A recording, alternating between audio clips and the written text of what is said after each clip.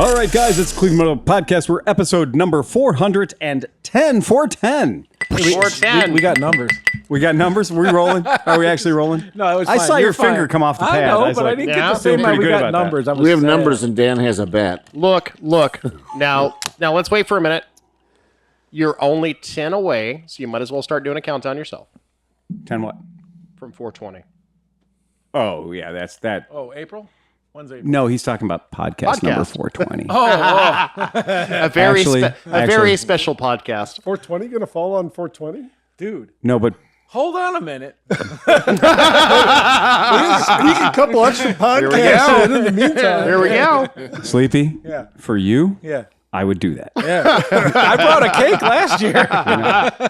For you, if we could do it so that episode 4, so we could squeeze 10 episodes in Yeah. between now and April 20th. All right, let's think about this. So we got all of March. It's a month. The 20th is on a Thursday. That is true. There you go. So that works. 420 is on a Thursday. So we just need to have 6 additional podcasts. And we can do that Yeah, we can. because we can have 6, one-on-one with whatever, specials. Sure. A very special podcast. We're going to number all of our podcasts, by the way, because, Dustin used to do that thing where it's like, well, this one doesn't count because it's a remote shot or whatever. Yeah. But no, we count all of them now. Every podcast is special. Or you could Tom do it. probably needs to do an Unky Phil. Yeah, well, we all need to do that. We have to come back. I've been waiting on you not being, because it's been fucking slammed. Winter was supposed to be my downtime. I know. We've been waiting. So people probably wonder what happened. No winter. Like, the thing is that, yes, we wanted to do it all the time, but it wasn't a priority. And you're, compared to, business. So, I figured, okay, it's busy in the summer. Right. We'll get back on it come fall like we have been. Like we have done. And you had no time. I didn't even bring it up because I saw you and you'd be flustered and you're like it's 6:10. You're like, I need a drink and I need to get out of it. And I was like, I ain't even fucking bringing this shit up, man. You know what happened? California got all the weird weather. Yeah. Texas got all the weird weather. It's still snowing. But you know where it's not snowing? Do you know who shouldn't have bought a ski pass this year? Yeah. Everybody in Ohio. Well, that's what they're making. They're saying that more people are going to be coming to Ohio for spring break this year than going to Mexico. Somebody died. I've been on open the- to business buying snowmobiles and shipping them to Texas. Also, another good idea. Somebody died on the Lone trails Star snowblower repair. What trails? up in Speculator. Oh, really? Guy fell through the ice. Well, not in Speculator, but on one of the lakes. He fell near through there. the ice that wasn't thick enough Right.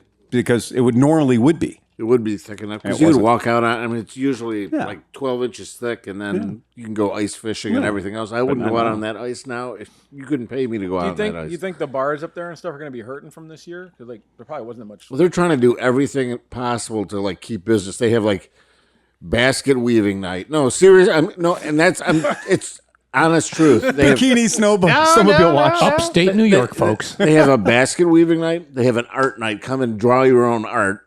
They have trivia. They started a trivia night, but the trivia guy's always sick, so it never happens. John was just there. Yeah.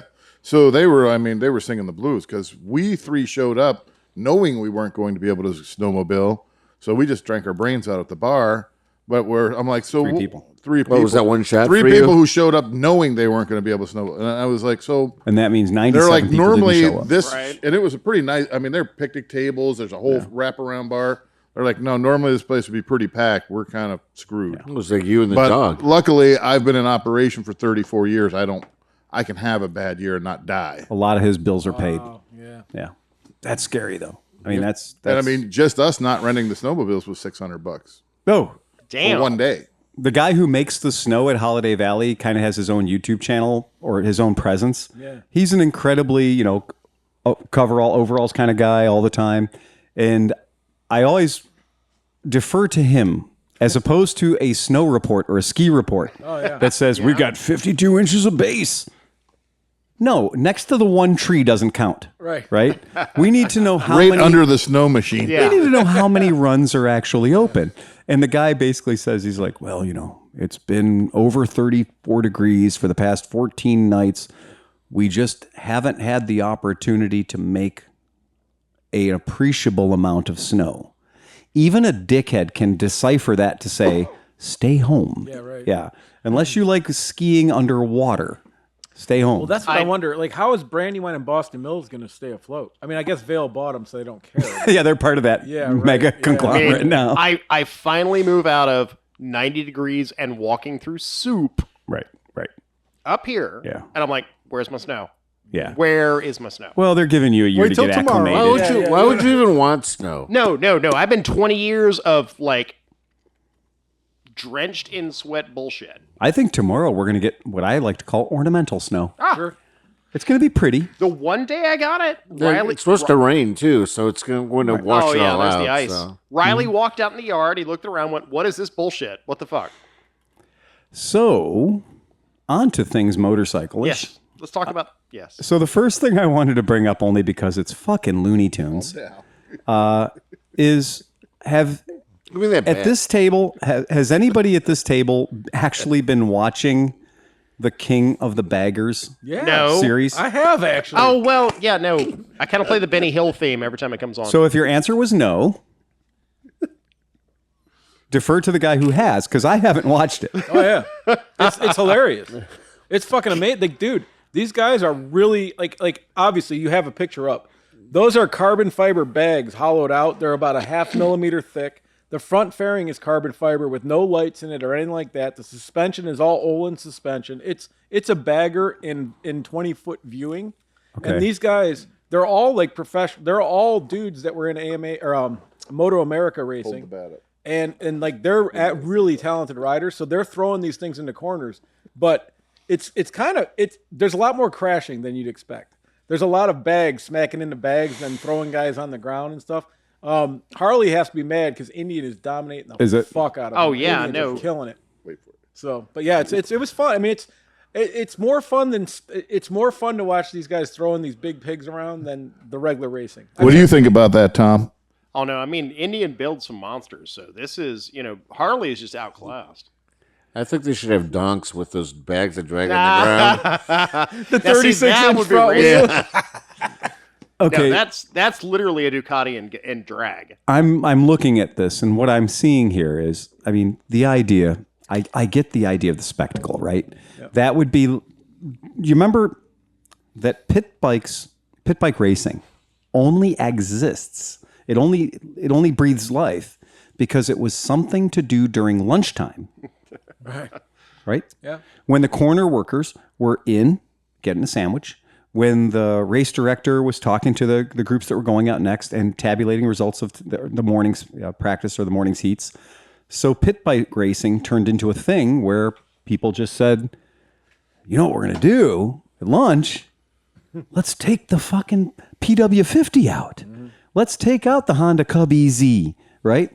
And pit bike racing, as our idiot friends said, well, there's something we can spend money on too. Mm-hmm. And pit bikes became, what is pit bike? Pit bike now is its entire multi-leveled racing organization. Yeah. Right. But Because you have to overcomplicate it. But can I say one thing? Yeah. The first year they did it, it was actually way more fun because it was kind of sprung on the people right before the season. So the bikes were pretty much baggers.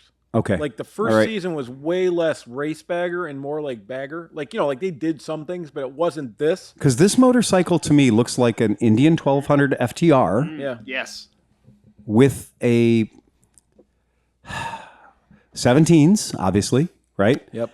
And the concept of it is the perfect motorcycle analog to NASCAR, because we all knew 20 years ago that Toyota didn't make a car that had an engine in the front and the drive tires out back. Right. It was just a NASCAR that had Toyota-shaped bodywork on it. Oh. Thank you. Well, no, Supra the Toyota had an engine in the front and that. Yeah, but, it it wasn't on NASCAR. No, And but it it wasn't wasn't 20 NASCAR, years yeah. ago. And the Ford Taurus wasn't rear-wheel drive either. Yeah. And there were Ford Tauruses and Chevy Luminas on the track. Yeah. And we all just agreed that despite the manufacturer's Failings. use of stickers, Yeah, it was just like think about the car a of tomorrow. A shell that is like, it's a Taurus. I'm rooting for Ford. And meanwhile, it has a tube tube chassis. Oh, yeah. Well, rear engine. I mean, there's nothing about it that was ever even put on a Taurus. Well, the entire point was the pushrod motor. right.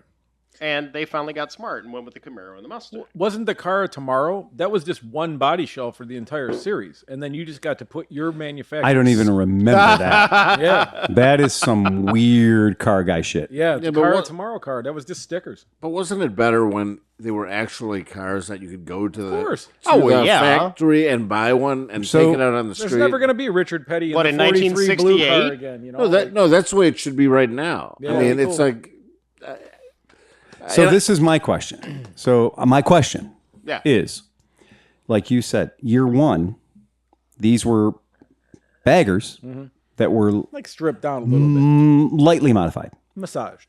But this, to me, looks like a purpose-built thing that is just complying with a rule book. But that's the thing. I think they fucked up and made the rules too liberal.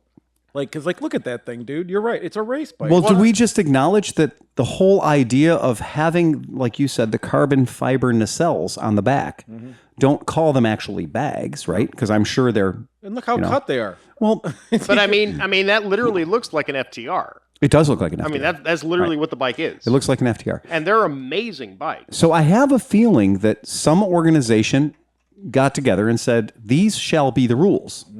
And then Indian said, and we shall build a bike to those rules, regardless of what it Absolutely. actually you is. can't blame them. No. And the bags become just an extra place for advertising money. Yeah. You should have to buy. Everybody should have to have the same bags and the same fairing. I mean, you can make that kind of rule. It's like restrictor plate Wait. or. But you could do it know, like the celebrity races where everybody gets a Cavalier. Ah, And then Harley you Davidson. race in the I exact rock. same car. This is all IROC. Harley Davidson made a lot of street glides. Well, I'm just saying that. I mean, Yeah. is your skill Yeah, but you because you really- have a lot more money to put into that car, or is your skill because you're a very skillful driver? Well, so, to be fair, for Harley to become competitive, they're actually going to have to build a motorcycle that doesn't suck. Well, I mean, in competition, though, anybody can build one really, really good machine. Oh, homologation. That's Now, what we should do. They should make here's- that a street bike. The thing, this is $100,000. Oh, easy. Yeah. No, yeah. not No, it's easy. right there. That's the MSRP. Oh. So Indian decided Oh, they to actually. build 29 of them, Okay. I didn't know that. which is called the Indian Challenger RR. It is based on the 1768cc Challenger V-twin cruiser, right?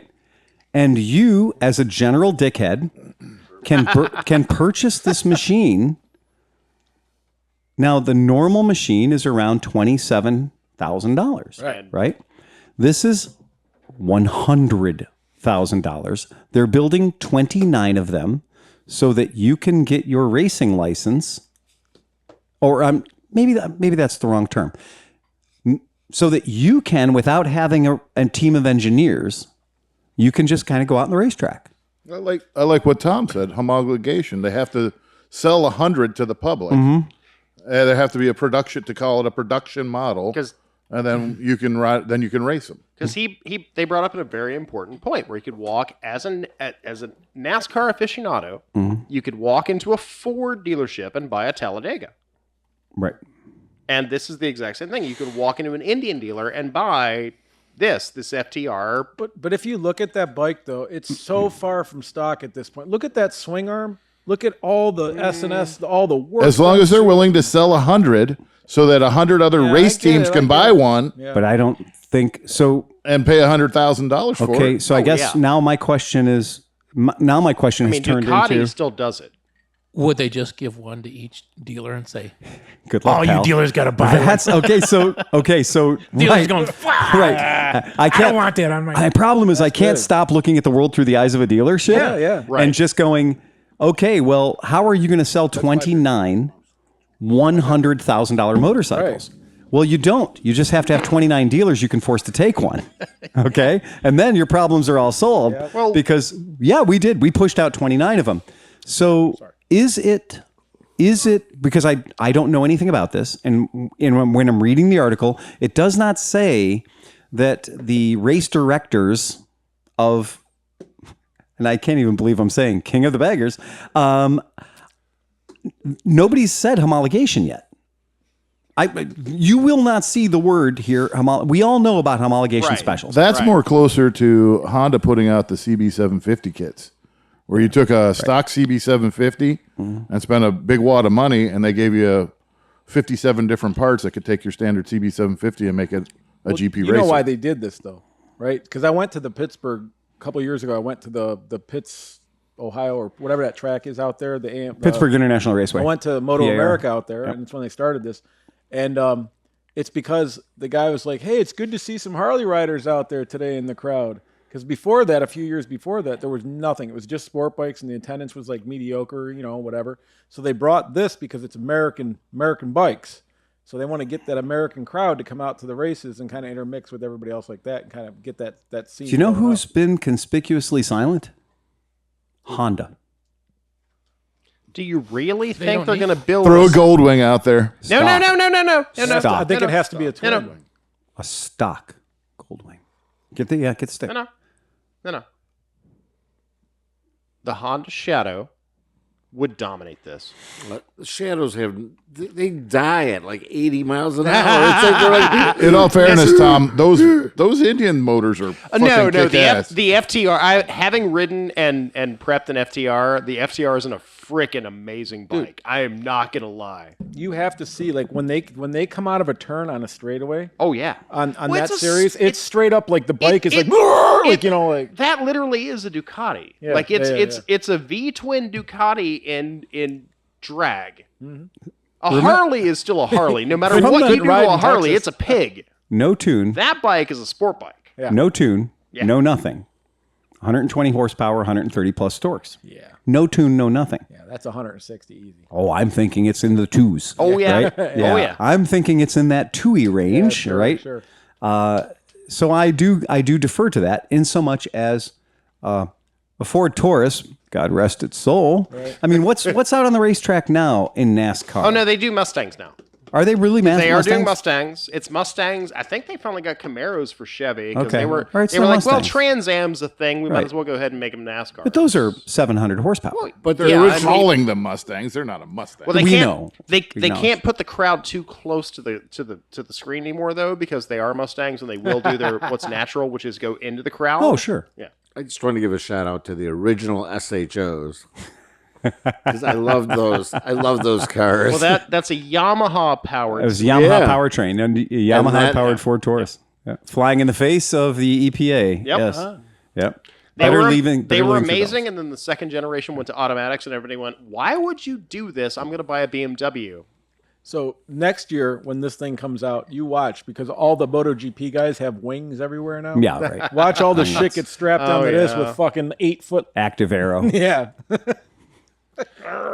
I think the talking stick concept falls apart when Tom keeps holding the. Well, there's two talking sticks I out am there. trying to give this away. I am two trying to talking give it sticks. away. That's the Does first. it work if you don't have it in your hands? Tom's doing okay today. He's working. We only have 2 talk sticks. I Okay. thought the So stick one was to talk beat Tom. stick and one don't talk stick. Don't stop. Reach over and give you a tap on your nuggets. See, That's now the you've given reminder. the stick up. So I guess what I maybe as a person that doesn't watch baggers, I really have nothing to speak on this, but this does kind of speak to me that maybe Indian is saying, oh, if you want to do homologation, we're ready for you. Yeah. And this could be a big waving their dick around moment for Indian to say, we know we can find 29 idiots to buy this bike. Because I noticed in this release, which is in the UK is getting one of them. One. I like the bars on It's going to be a very, very short race with just Yeah. one the of them. bars look But good. if you want to get the racing going, you have to make bikes and get them out to race teams. And don't just, we're just going to keep this as these bikes for the factory race team. No, throw them out there. Let everybody race one. But look at the add-on parts. Like look on the tank, that giant bubble. Yeah. And then that's because the foot pegs, the rear sets have been moved about a foot up. Yeah. So They like are. you're basically It's true. laying on the bike. that bubble is a nut buffer. Okay. Now, go ahead, Chris. My take is that Indian has a long way to make up to get anywhere near Harley Davidson. Just they do. in sales, so they have to do something that their main competition. I'm sure Harley's who they're thinking of. is not doing. So they're trying to And make Flat up for it. Track has been owned by Harley Davidson for an extremely long time, and Indian has made inroads into that. And if Indian can dominate in an event that has the word bagger in it, Yeah. man, that's powerful, man. Well, that'll be a come to God moment for a lot of people, I think. Okay, now go ahead. No, I was going to say, to be fair, Polaris. I mean, I still think Polaris made a bad call when they did away with Victory when they went to Indian. I mean, Indian's a huge name, I get it, but they literally shut down Victory, which is kind of, in my opinion, a bad move. They lost one good bike, 2. the Octane. I still think the loss of the brand when they bought the Bramo. What is it? The Bramo Energia? It doesn't matter, Tom. Bramo. Because It there doesn't is exist no anymore. chance of me walking out of my shop and getting run down by a Velociraptor. So since certain things were meant to fucking we're go extinct, standing in a room full of zeros, and the point being is that they had Bramo. They bought Bramo and then shut it down. and let me go to the next race where Buell will be competing. To be fair, they're still pumping out bikes. Totally different people. Well, I mean, Yeah. and Yeah. Polaris could always revive the Victory name anytime This it is wants. true. If it This is decides it true. needs a Buick in a world of Chevys and Fords. That's exactly right. And that is Oh, come on. Your father had an Oldsmobile. Oldsmobile, right? It just doesn't look. We have to admit that Mercury it's is a good good when brand. things go away. It is a good when certain things go away. Didn't they That's have a fine. bike called the 8-Ball? Yes. They did. Yes, they did. Sold a lot of them. Competition's going to make everything better. I Vic- mean, Harley's going to Did obviously. they know? Like, were they guys? Oh, they knew. Handles like it's on rails. Well, that was after. Yeah. I mean, that was after they got what's his name with all the chrome? Arlen Ness and his son. Because the V9C was not a good bike. Now here's my pure thing. If you were considering, okay, if you are watching what I will now officially call NASCAR for motorcycles, Okay. which is King of the Baggers. We're there. If you're watching NASCAR for motorcycles Nass bike. Nass bike. and you bike. rode to the event on your Street Glide Yeah. and you thought, well, Molly, I think I can do that. Now, would a piece of hardware like this, would a piece of hardware like the Indian kind of say, nope, I'm not going to do that? Did they in fact raise the bar, the minimum, Oh, yeah. right? Well, I mean, the Harleys are not stock anymore either. If you do the thing of the baggers and the bikes, you'll see all the different versions. I get of it. the shit. Like Harley's not far behind. I just think they're lacking the horsepower on the top end to beat. Well, that's Indian. because they're still using a motor from 56. Harley Davidson built a motorcycle called the V-Rod. Right. And nobody said, oh, Indian, but that's not fair because Indian doesn't have a drag bike that has a brand new motor like Wait, that. Harley Davidson built that motor? No, Porsche did. Well, at any rate, they sold that bike as their bike, so Right. they have the technology. They have motors. They could come back and answer to this if they wanted to. Oh, yeah. They And also bought. just give it time. I was It going to could say get this good. season hasn't started. They yet. also bought Armstrong, which means they can build dirt bikes. But you know what Harley does? 14 more colors for a Sportster. How many mods have you made to your pit bike? My pit bike. Your pit bike. You own a pit bike. Lot. A lot. Performance So the mods? only difference between my pit bike and the way I bought it is screws. Right. That's okay. I got shocks, a swing arm, a whole plastic kit. I redid the seat, handlebars, levers. Got the factory carb on there? No, I didn't think I so. went to 28. Okay. So you made a few mods to your pit bike. Yes. Now, would you, at any point, any day of the week, think, you know what? They're doing some indoor pit bike racing over there in Amherst. I think I'm going to go. And you're going to enter your bike in a class, which I know exists for your bike. Would you enter? Depend. Well, Oh, you would do it because you know Yeah. what? You raced in that grease, peanut butter, maple syrup track thing. I so know you that do was fun. anything. That was fun. The man. Coke thing. Yeah, the Coke. That was awesome. You raced a mini bike on Coke, I right? know. Yeah. Hey, but here's my question. Yeah. Because I know, because we have one of the people that we sold a pit bike to, he didn't buy one of those pit bikes. Oh, he bought the big. He dog? bought the $4,000 version. Yeah, It's still 125 cc's. It still has the same size wheels. but the shocks are ridiculous. But you can shoot it out of a cannon and it can land and not kill you. And the tracks that they race on would eat your fucking bike alive. The frame alone. Yeah. That little jump that we make on his property, right? That little bump that we all get very excited about.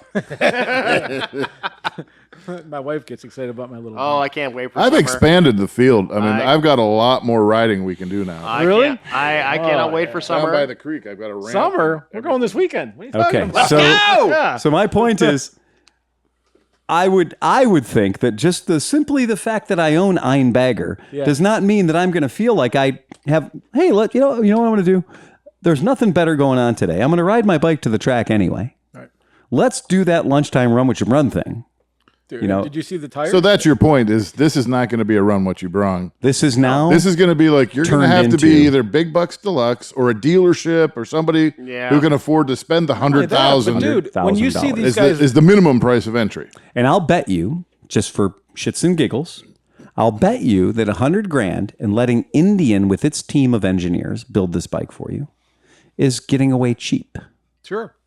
Because I don't know of too many race-ready competition machines. Didn't Honda sell some like GP ready bikes, and those were Still do. in excess of $100,000. Still do. But here's the other thing. So even if you were Joe Money, you're a cheesemonger guy, Mr. Cheesemonger. I'm not going to say his name, No, but but you can we do- all love him to He death. can drop Mr. $100,000 on Cheese. anything, anytime he wants, right? Yeah, right. If he bought this and even had it souped up for another $50,000, Yeah. The problem with that logic is the riders are well, not. now he's got to pay somebody to ride it. I was gonna say because these guys are not. It's not like the mechanics are riding this. Oh, shit. no. These dudes look like sidecar racers. Like the bike is kind of leaned over, and they are fucking like hanging off the fucking bikes. Like it's crazy. I got a buddy down in Columbus that races Honda CBXs. I'm going to let that marinate for a second. Yeah. What series races Honda CBX or drag race or? No, GP. What size tires are on the sides of the motor? Outriggers? They're just casters. Yeah. Anyway, he doesn't own these bikes. Right. He's the pilot on these bikes. And it is a totally different world than we think it is. Oh yeah, catching a ride, man. We think that we're going to go out on some kick-ass 1979 piece of hardware and we're going to be on the track with a bunch of other 71-year-old guys living the dream. And then you're going to find out the 26-year-old guy that can race anything better than you can, who just today happens to be on a CBX. But if we don't care about winning, I mean, Right. we could That's go true. out and buy a stock Yeah. Indian and do what we You could can just be a to back it marker. and be like, okay, we're just getting out there to be with the real guy, get passed by You're them. now attacking me You might. while Can you? racing a scooter against, since we've mentioned it, Smallwood. Yeah, well, I mean, anybody who's been on the track with that son of a bitch knows there's only one person out there racing. The rest of us are just surviving. The most exciting thing I've seen, I mean, and it's not motorcycles, it's bicycles. Yeah. They had that thing in Lakewood. I raced that. You The did? TT? Yeah. I was the sad sucker. So I watched the whole thing, so I was probably training said, "Look like at a that motherfucker. loser." right in front of all the storefronts and everything, right Yeah. before they went around the thing. That's where they had the announcer and everything. Right. So I That's was right where I was standing. dude, I was training my ass off, right? Like that's right in my peak of road racing where I was doing like 500 miles a week, like fucking intense training. So I took off. We're like 5 or 10 laps into it. And these dudes attacked on the uphill thing, and I got dropped just enough. But I was in between the lead group and then the other group, and I couldn't bridge back. So we're coming around on the lap, and the dude's on the fucking mic, and I had like, because I'm an idiot, I had like a skeleton kit on, you know? Yeah. And so he's like, all right, here comes the lead group. Peloton's crossing by, and he goes, oh, and the guy in the skeleton shirt, he must have dropped off. He's working harder than any other guy on the track right here. And as he's saying that, I'm like getting all dejected. I'm like, ooh, and then everybody just passes me. And then worse than that, the guy comes behind you on crits like that, and they whistle you off. So if you're not in the lead group, after so many laps, they're like, hey, you're done. So I'm like just fucking trying to catch up, and this fucking guy on an upright bike comes up next to me, and he's like, You're out. On a Man. comfort bike. Like a beach Okay, cruiser. sorry. He's a. No, but I thought that was really cool. It And I was. thought the concept to do that with only with 25cc or 50cc motors. Oh yeah. Like that's your maximum build. It's like a 50cc Dude, a motor. stock buddy racing class would be the most amazing. But to do that exact same thing, Well, I'm willing to sponsor anybody, but I won't be riding. Is Circleville still available? Nah, I don't think it is. Oh, I don't think There's so. lots of options that we have for that. I mean, you got your property. We could do something stupid out nah. there. I'm There's making a lots of pit bike stupid things track we in the can- back. I mean, there's My lots of dude's stupid bringing things a we can do. There we bulldozer. go. We could blast up and down your road all day long, and nobody's going to give a shit. Do you remember when the CBX was hey, come get this out of my yard? You know what's the strangest thing about that is the CBXs in general. There are people that have seen them, maybe seen a photograph of them, and thought, "Wow, that'd be a really cool bike to have. I like the look of those 6 cylinders coming across." And it is one of those things that, fortunately, I'm very happy about this. I'm very happy that the price of CBXs has gone up Oh yeah. exponentially. Oh yeah. As a mechanic, no, I don't want to work on that. I'm so happy that bike became fuck you money Yes. in the past 20 years. Oh yeah. Because I think we remember being at AMA Vintage Days and seeing a pretty tidy fucking CBX go by for like $7,000, $8,000. Mm-hmm. And now that same exact bike is $30,000. And that's nice because it keeps the wrong people from owning them. I completely think that. CB350s. Well, no, because Moto Go and Skidmark Garage is going to buy every CB350. And that's going to be good because then they'll do what they're supposed to do, which is train people on how to work on motorcycles. Absolutely. And if you can take every CB350 off the planet and relegate them to only being used for old white men transportation systems and to teach young people how to work on motorcycles, To fix all the old guy stuff. isn't that the perfect symbiotic relationship? Yeah. Yeah. Well, I got the bike that I had originally in '69, and look, there's a kid over there that really wants to work on it for some strange reason. Dude, they could make this into a whole thing where like you you sign up, right? And when you turn 65, they hand you a CB350. And you're allowed to ride it and do whatever, but the day you leave this mortal coil, it goes back. They rehab It's a it. timeshare. And yeah, then it goes to the next guy. Tom, what do you have to say about CB350s? Oh, we talked about the CB354 last time. They're amazing motorcycles. They We're talking sound about great. twins as far as twins, man. the ones that skid mark G-Baby. and stuff like Yeah, that. they're all right. They have the Moto Go program where they actually have. I love the moto. I love this program because I want one of those kids to come here and sort all the nuts and bolts in the backyard. I called them. No, not kidding. I want somebody to change the oil on like every GY6. Ooh, for Phil. internships. Exactly. I want this. gave them a call. I said, Brian, I need a guy or girl. who do you have there I don't care. that needs some time in the trenches? Maybe they've built a fantasy about what being a motorcycle mechanic is like, and maybe they need a dose of reality. Yeah. How did you not do something with MMI? Just get those dudes. Oh slinging no in no here no every no couple of no months. no no. Are they that terrible? Yeah. Okay. I got a thing here. Give me the stick. Give me the talking stick. He's asking. He's requesting the stick. I'm asking for the stick because you have Protocol? mentioned MMI. Yeah. Now, I have no problems with MMI. It is exactly like a community college where you take out a loan and you get in over your head with a debt. And you learn how to work on a thing. Now, it's Triumph or Harley or Honda or whatever. Oh. Now, I've talked to a guy about this, and you literally have to be tied to a guy. Tom, they only teach you how to work on one of them, or they teach you to work on the gamut One. of them. You One brand. only work on one brand. Oh, really? That's So it. when you Oh, that graduate, is it. so like You you're like a work- Harley tech Yep. or a And you have to be tied to a master mechanic. Like that is the thing. And you have to be sent to Fucking sound a bad. branded dealer. So you cannot just go to any dealer. You have to be tied to a master mechanic. Capitalism, damn it. Go ahead.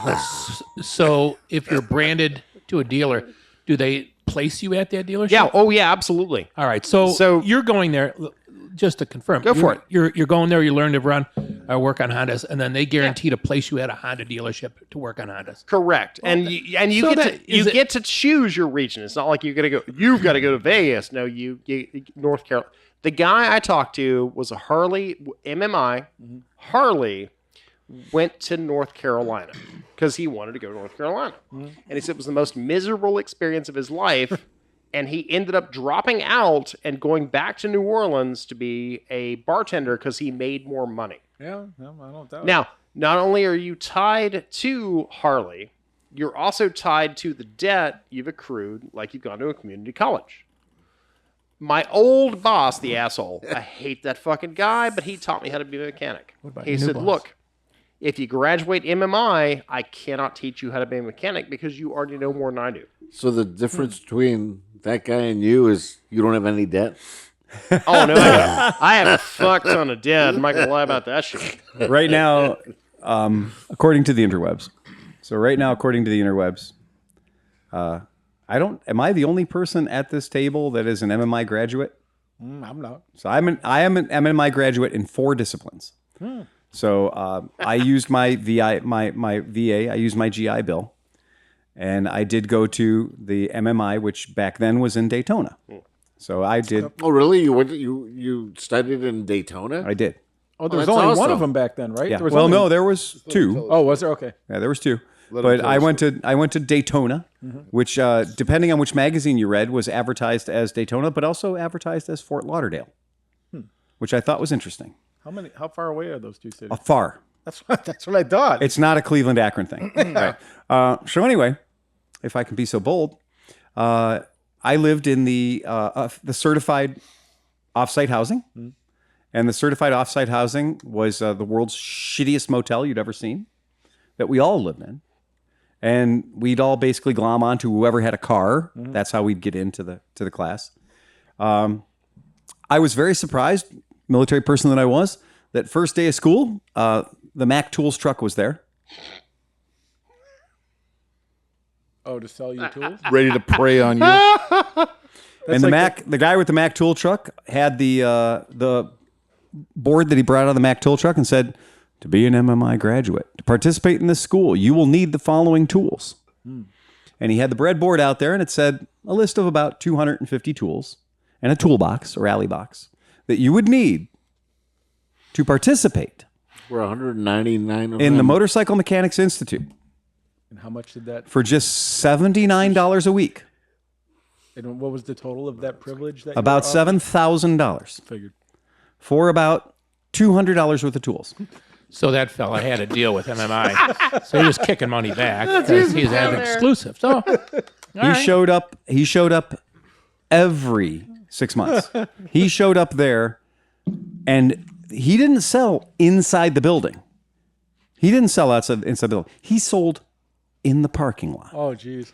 And when they told us to get there at 7, 8 o'clock in the morning, Yeah. our class didn't start until 9 or 10. But they gave that man a captive audience.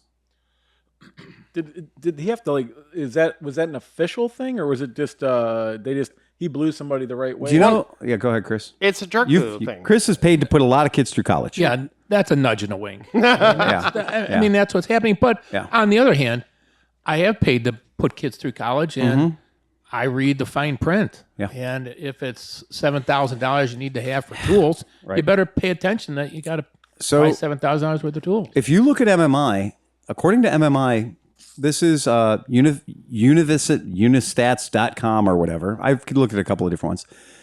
MMI is going to cost you $42,000. Sheesh. So 42 grand. Then we're going to be looking at books, $215.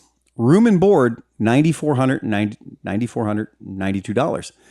Other expenses, $84.21. I don't even know how they came up with that. And then there's average financial aid comes through. I can assure you that a lot of the guys that I took my class with, they weren't living good. A lot of the guys were backwards. They were upside down on this deal. And this deal was their what do they call that? Their Hail Mary. It's this or back in the Army again. This is my last chance to do something and not have to go back into the military. So I'm going to become a motorcycle mechanic.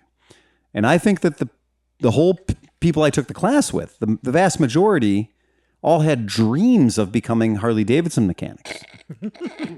I'm not laughing. I just laugh. We hired one of those guys Oh, here. no. If you can be a plumber, you can be a Harley mechanic. It's not. And the fact is, you can make more in plumbing. It's not particularly, and that I completely agree. We lost a good mechanic to Porco because it's easier to serve, more financially lucrative to serve $16 cocktails Correct. than it is to work at my shop. I have said for years, and not your shop in particular. Yeah. I have said for years that I would have made more as a Wendy's drive-through. That they printed on the sign. Yeah. And to be fair, I used to work for Wendy's when I was in college, and made good money. It's tough with MMI. It is a debt you may never pay back. But do you feel like you got value from it? Did you No. learn anything? No, in fact, I can tell you that having that certificate. Now, when I went through, I spent the time, and the way that you do it is you specifically tell MMI which programs you want to sign up for. And if you want to have a Honda certification, if you want to have a Suzuki certification, a Yamaha certification, BMW doesn't do theirs. They do, and then Harley Davidson. Stella, exactly. Then you sign up for that and you pay for that. And they'll tell you, okay, so since John's doing a multi-line, class, so John is going to be here all day. He's going to be here from 7 o'clock in the morning until 5 or 6 at night because John is doing a multi-line day. But maybe Tom is only doing Harley Davidson. So Tom might only be here for 3 hours, 4 hours. So Tom could have his wife and kids living here, and he could just come in for 3 or 4 hours. And he could, in fact, be working at another shop. Right, like advancing and coming in and working for 3 or 4 hours just to pick up a Harley Davidson certificate that Harley Davidson acknowledges it from MMI. But I'd say half of the guys in the class were definitely taking multiple lines at the same time. I know I was. And I would go in there very early in the morning and I'd come out very late at night. And most of the guys came and went with me. Very few of the guys were there just picking up a certificate, just picking up that thing. Now I know why. Now I understand as a dealer later on. If John comes to work for me, and he's an MMI cert, he's got an MMI cert from 1994, I'm going to hire John because of John, not because of that MMI cert. Once he's working for me, I'm never going to tell John he needs to go and get the Yamaha cert at MMI. I'm never, ever going to say that because if I'm a Yamaha dealer, go ahead, John. Well, is that maybe but you're an independent dealer. Right. You're not a Honda, Yamaha. Like if I go work at a Honda dealership, does the Honda dealership, by the fact that they're a Honda dealer, have to have certified Honda mechanics that? And to do that, they wouldn't send you to MMI. They'd send you to a Honda. Exactly. Yeah. Exactly. The only dealerships that I have ever heard of that need master mechanics, that are in specific fields are Harley Davidson, because they require a master Harley Davidson mechanic, typically from MMI, because they're paid by MMI to say this, and BMW. Now, at the time, before I left Louisiana, I was probably the fourth most experienced BMW mechanic in the state of Louisiana. And that includes me being ahead of the actual BMW dealership downtown. I have never been to MMI. No, you don't have to. What I think that people give these trade schools too much credit. They are financial institutions, meaning they're for profit. Oh yeah, This is a scam, literally, to get you to get more financial aid. Their students. What I learned, I remember I was a sergeant in the Army when I went in there. Everybody around me, all these people taking the classes, I really thought I was going to be in there with people who were already motorcycle mechanics. And when I looked around, everybody in there was not a motorcycle mechanic. As much as MMI brags about how, like, we are the place that will give you the certification that you need to work on Hondas or whatever, none of that is true. That if you are working at a Harley Davidson dealership, I honestly don't think they're going to send you or pay for you to go to an MMI class, because I've had shit tons of in-service training by many different manufacturers. And they always have one thing in common is you go to their training facility. And I just find it hard to believe that as arrogant as Harley Davidson is, that Harley Davidson would send you somewhere other than Milwaukee to get trained. Unless they were getting a huge kickback for everybody they sent Right, there or something. right. But to be fair, all of their bikes are built in Thailand now, so it doesn't matter. Yeah, but I think that Harley Davidson still maintains manufacturing and training on Juneau Street. That's just public relations. But I think that's where you have to go. I mean, my friend that has been doing this for about 27 years, I do know that he's gone to several, that he keeps going to Milwaukee. I think he'd rather go to That's Florida. for the beer. I think he'd rather go to Florida. Yeah. Explain your comment that all Harley Davidsons are built in Taiwan. Thailand. Thailand, excuse Well, me. it's just like the Triumphs. There isn't a Triumph built in England right now. Well, If I buy a Sportster, right? you're saying that's built in Thailand. Yeah. Okay. Yeah. Maybe. Well, Cite your sources. we have to. I have to be completely clear. We have to acknowledge there's a difference between assembled in. Assembled We in. always have the challenge between assembled in versus built. Hey, Phil. Yeah. Phil. Yeah. Where is the Vespa GTS 300 built? It's assembled in Pontedera, Italy. No. I've been there. I watched them do it. Uh-huh. I've watched them do it. It's assembled in Pontedera, Italy. How many peanuts do they throw into the packaging? Well, I mean, they take the motors out of the boxes. Right. Well, actually, the motors come on a spline, like a big model kit. Right. So the motors come on a spline. They break them out. Wait. What's that phrase again?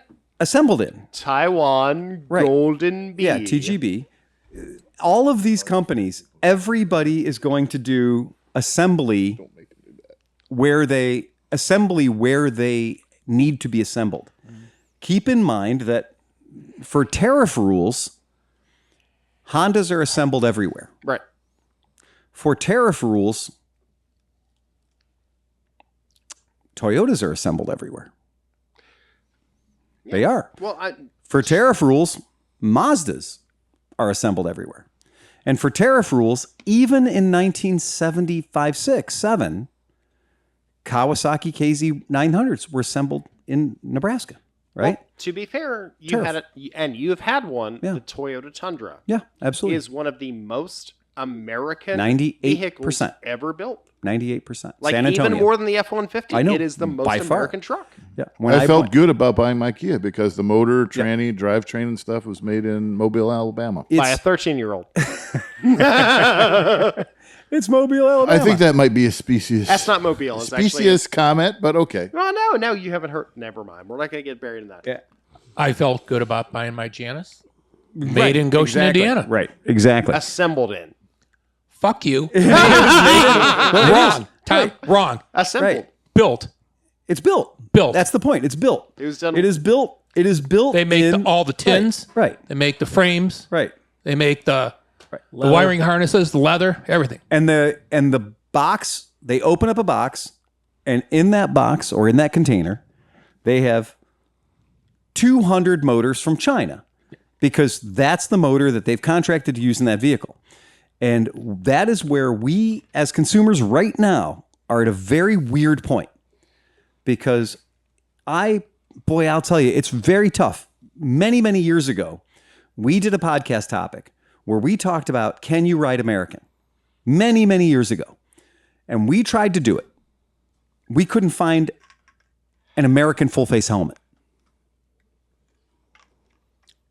Fuck an entire motorcycle. You're right. Isn't that We the couldn't only- find a fucking full-face helmet. That's when you showed us that one cop helmet, that one catalog that has the one $600 half helmet. Yeah, Half that's, helmet. that's what I was going to say. When you find the American thing, it's a lot of money. Yep. So, go ahead, Tom. Yeah. Oh, no. I was just going to Oh say. yeah, I saw you with the stick. Okay. Oh. So, but here's what, as a consumer, as we are all consumers, right? Because unless you're building it, you're buying it, right?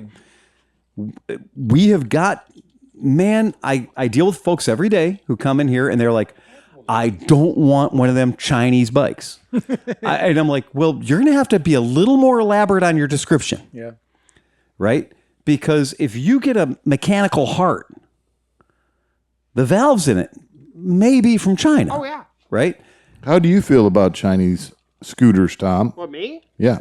All right, now, okay, we have gotten way far off where we were going. It's okay. That's how this podcast works. So,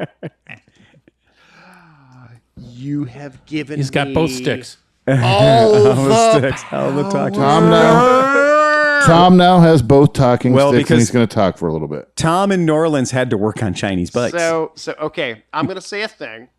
My boss before my boss that opened the shop that I used to work for, he said when you went to China to get things manufactured, you had many different layers and levels of quality build. You had literally the crap you buy off of Amazon for nothing to what Piaggio builds now from Zhongshan. We've talked about that here before. Correct. So you've got a bunch of different bikes at a bunch of different levels. So you have, I won't work on that too.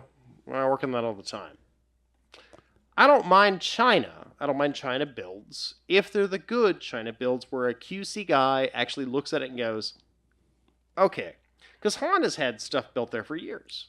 Vespa's had stuff built for years. Every one of the big four have built stuff in China for years.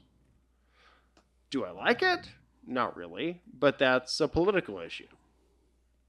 Do I deal with it? Yeah, because I have to work on shit. That's how I make a living.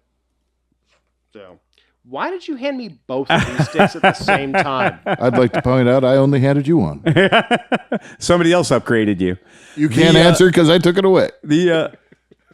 I just think that we talked about Steve. What was the name of the motorcycles? The Perry Dakar style bikes that were coming in from China, 450 cc's.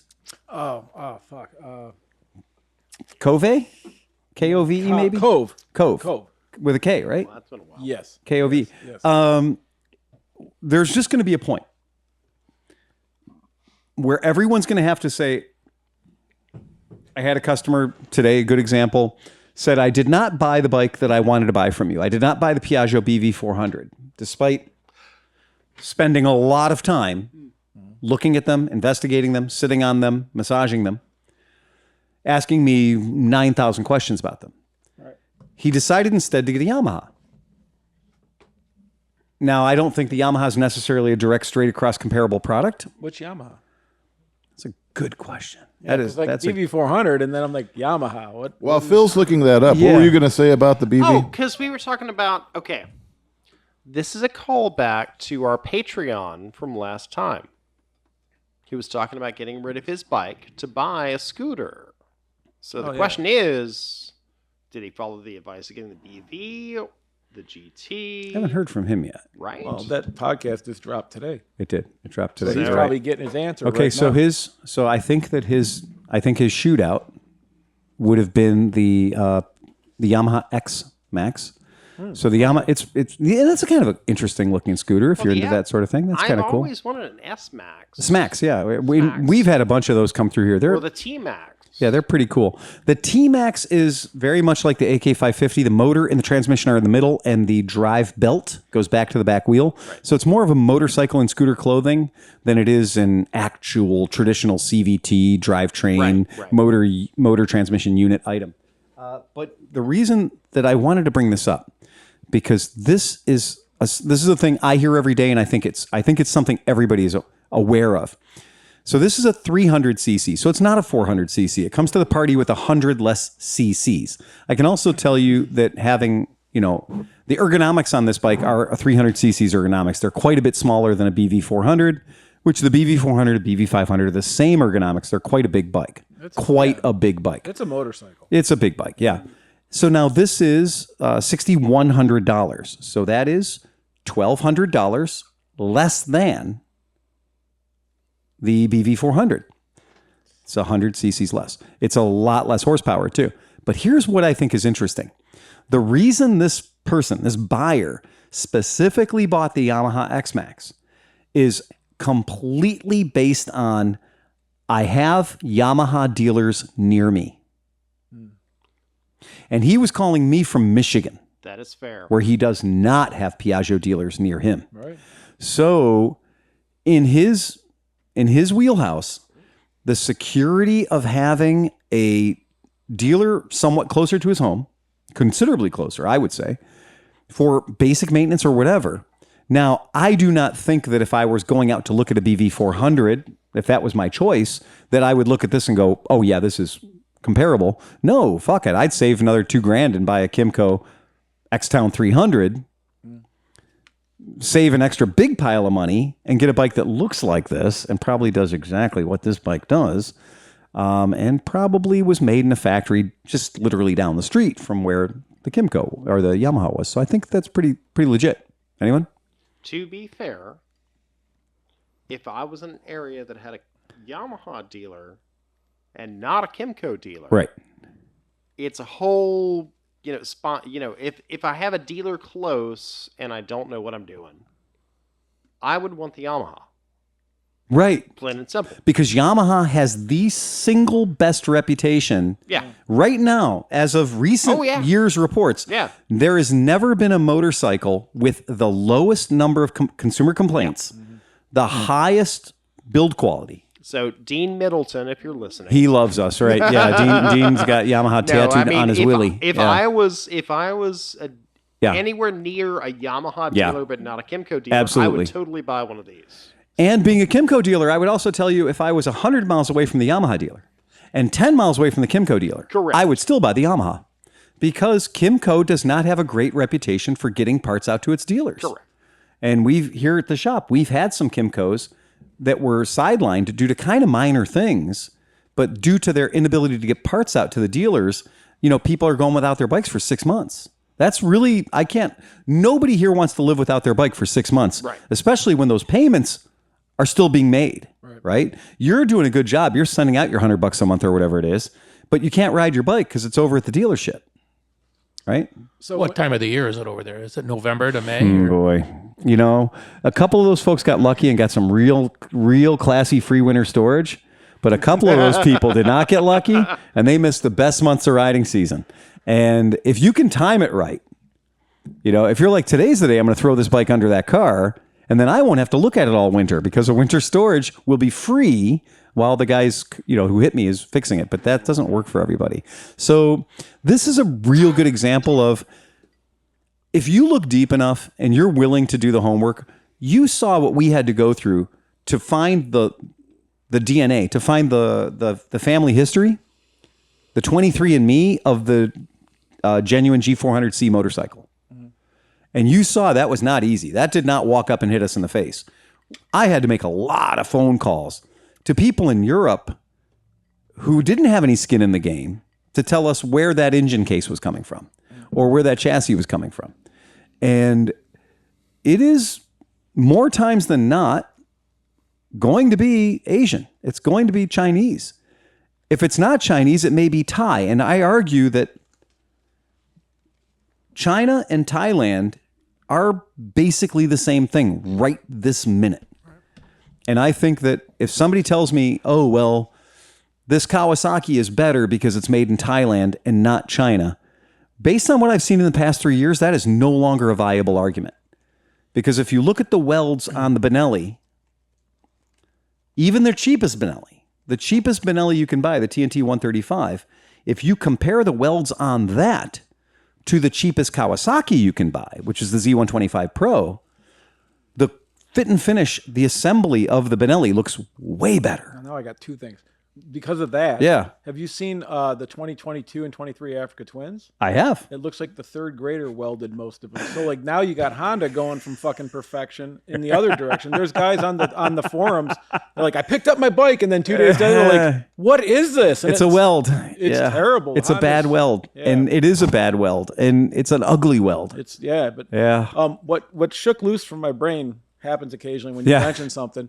I was at Mid Ohio last year talking to a guy, and I don't remember who he was or what motorcycle brand he was with, but he was talking, and he said that in his mind, what was going to happen is that motorcycle sales were going to go online, and that instead of having dealerships and stuff, you're just going to have certified mechanics that the companies send their parts directly to. So to that guy, what shook this all loose is the guy that bought the Yamaha because there was no other dealers for thing around here.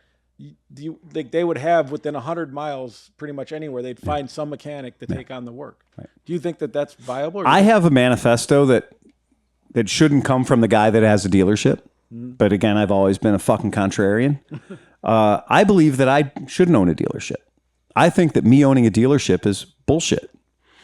I think that I should own a support center.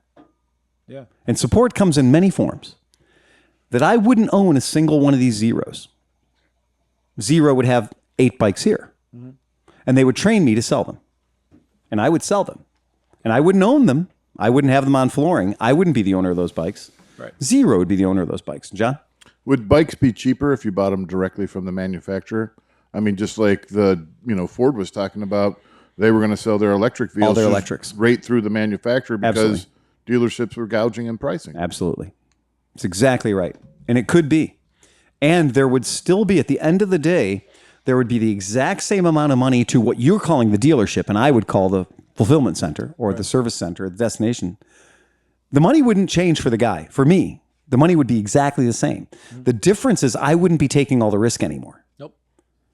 They tell me I got to take 120 of these bikes. It turns out if they're dogs and they don't sell, well, I've just lost money on 120 bikes.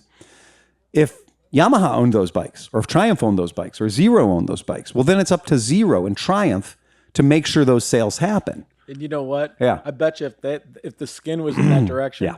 you wouldn't get 50cc $7,000. You're right. I sure wouldn't, would I? They would be like, those don't work there. That's right. They would have to acknowledge the thing I've been saying for 22 years. Right. So I do believe that having a fulfillment center, and then that fulfillment center can also be your service department. Right. Absolutely your service department. And then I could have 6 mechanics that I have, and I could send those mechanics off to be trained by Yamaha or Zero or by whoever we wanted to hang that sign on the door. Right. And those companies would be thrilled. Do you tell me that you don't think Moto Guzzi, that it wouldn't behoove them to have a dealership north of Columbus? Dude, your story that you just told Right. 10 minutes ago, I Right. mean, that guy. Like, Exactly. Of course, all these Right. places. People Yeah. won't, until Ducati opened up that thing, Yep. people weren't buying Ducatis around here because there was nowhere to go. And it wouldn't cost them any more money than it's costing them now to have a space. And if I have a spot that's 10,000 square feet, and if Triumph wants to pay me $1,200 a month to have 600 square feet or 1,000 square feet of my shop, and they can bring their designers in and hang their art and their shit in there and tell me the way they want to have it set up, they can make sure I've got the right 8 or 10 bikes they want me to have. It would be exactly the same as the experience right now with a standalone XYZ dealership, right? Right. It's what it is. And I assure you, the experience to the consumer would be better. It's like boutique shopping. It's boutique shopping. And more importantly, if Dan came in and Dan said, I've got a hard on for your Triumph Tiger 660, right? He could see the Triumph Tiger 660, but he could very easily walk over and throw his leg over a BMW.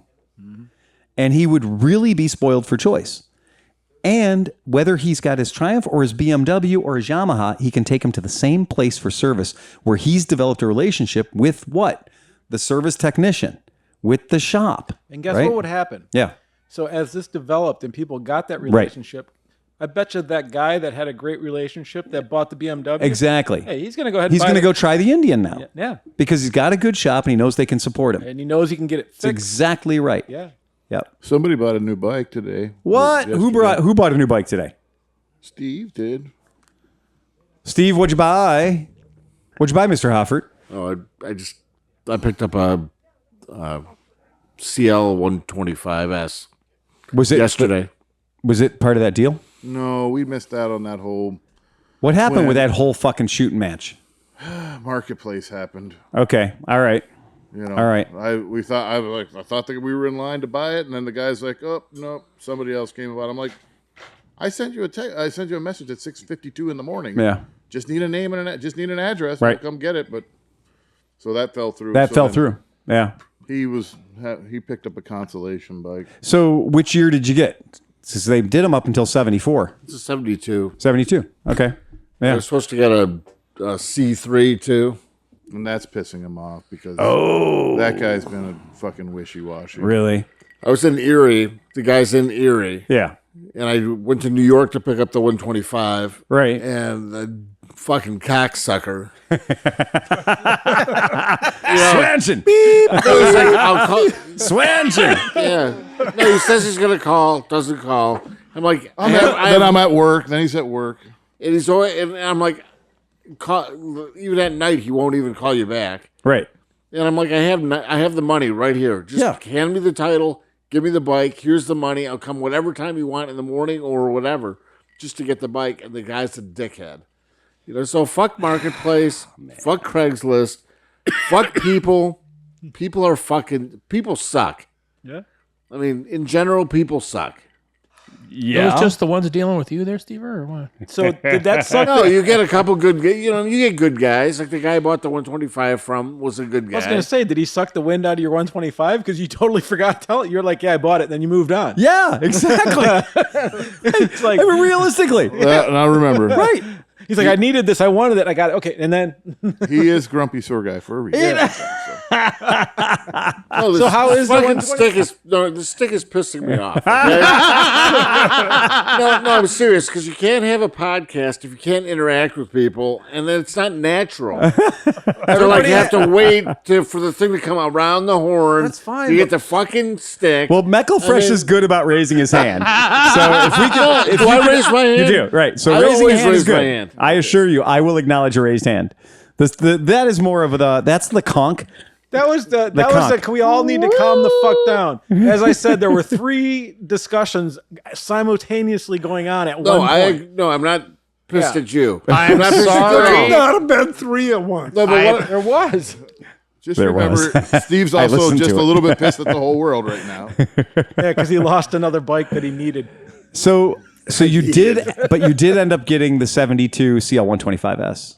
yeah, and it's a roach, but I mean it's got 5,000 miles on it. It's gonna be fine. It's All got right. good compression. The Yeah. guy's like it's butchered up, but It's going to be How many beautiful. miles did you drive to go get a roached 125? I don't know, like 200 miles. Oh, okay. When you said New I York, mean, it wasn't that thought- far. I went to New York. I mean, it was in Angola. Yeah. And so I went there. The most bizarre thing is you get off the freeway. Yeah. You're driving down Route 20 to get to this guy's house. There are 10 shops to sell weed. Oh yeah, this is New York now. No, and it's Yeah. they're all in 20-foot shipping containers. Oh, really? Like Lined up on fireworks. the side of Like the road. fireworks. But they're in shipping containers, and it's like, buy for me, buy for me, buy for me, buy for me. They're in shipping containers along the side of the road. I'm like, the whole fucking state of New York is going to be 20-foot shipping containers with assholes selling weed. Yeah. Yeah. You know which what? one did you buy? You got 2 40s and a 20. Yeah. I was gonna say you got 2 40s on your property. What are you waiting for? Yeah, but mine are filled with motorcycles. Grumpy sewer guy selling weed. Yeah. We've got the perfect fertilizer. Get the perfect black. Oh yes, you do. Black gold, baby. Black gold. But the best thing was they had a Indian, it was like the Indian Nation or whatever. Oh, you were on Seneca Nation. Hey, I know a guy that grows just in case. You need some. Yeah. Yeah, but now in New York, in that part of New York, Yeah. that's tribes. Yeah, right. Because casinos are expensive. Right, right. 20-foot containers is cheap. Right. But they had a cigar store in this truck stop. It's Yeah. like, wash your balls, eat dinner, wash your clothes, buy cigars, and buy like trinkets. It was a full-service truck stop. Yeah. But it was on the Seneca Nation, though, right? Yeah. No tax on the fuel. Right? No, but the tax. cigars- Washing your balls. Right. Calm down. The cigars were cheap, and they had the best selection of cigars at any shop. Better than any selection in Cleveland. I bet that's where I saw that billboard that says "Home of the $30 ounce." There's a billboard coming back. I saw it coming back at night. It was like "Home of the $30 ounce." I didn't see that, but I wonder. I mean, you go to Detroit. I just came back from the auto show, and there's like 1,000 billboards out there. King Dank Kingdom. But are any of them a $30 ounce? I don't know. In Portland, they had like prime $200 an ounce. $200. It was like, Yeah. oh my But God. so billboards you could buy everywhere. $11 cigars, like here, Yeah. for like $5.50. Yeah, So it's like half the price of the cigar. Are they allowed to do Cubans there? Or No. On the res? I mean, I don't know why they wouldn't be able to. they're They their don't own have nation, right? How would they import them? Tom, what do you have to I was say? going to say, to be fair, my ex always proclaimed that her brother-in-law, no, stepbrother, grew the dankest weed in Eugene. So In Eugene. in Eugene, Yeah. The So- dankest weed in the Eugene. dankest weed in Eugene. So, you remember we were talking about that straight up good fella who was riding a Honda ATC across Canada? Oh, yeah. Oh boy. Yep. Did he die? He makes Well, it 3,907 miles and then runs into one dickhead. Fucking One asshole cop. cop. To be fair, how long have we ridden Bandit? Oh no, we always used to ride dirty. My point is, when I crossed the border into Canada on a 125cc Pink Buddy scooter,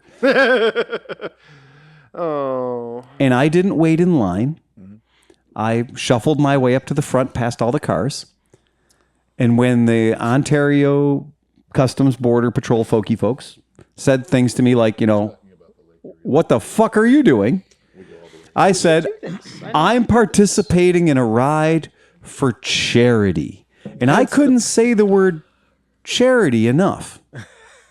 I don't think I said it less than 100 times. Why else I would a kept Stratton saying, man- firefighters fund for burned children. Aluminum cans for burned children. Because here's the thing. No, I said firefighters. Oh, yeah. Because when you say firefighters and burned children, you are now tapping everything except wounded warriors. Right. Okay? Because only a true fuckknuckle would slow you down if you say firefighters fund for burned children. we'll have to get Speedy Cop on this next time. with I the am Wounded Warrior thing. just going to let you know that those words got me through the checkpoint into Canada faster than anyone else waiting in that line. Did you get a donation? Because I got a donation. And that's what I was about to say. Oh, really? Here's $10. There's $10. Thank you so much. Was it Canadian? I'll make sure the children thank you for it. Did you feel like shit? Canadian or American dollar? That was coming, I think, back into That America. was back into I got- America. yeah. Yeah. So that was gas money then. To give you an idea about all it takes is one fucking asshole cop. I'm going to read it because I don't like just reading articles because I think that's, Yeah, it only takes one in Canada. And the U.S. Well- would take like 10. Well, Trudeau's a total asshole. Well, he would have never made it that far in the U.S. There's no way. Again, we have the BDR.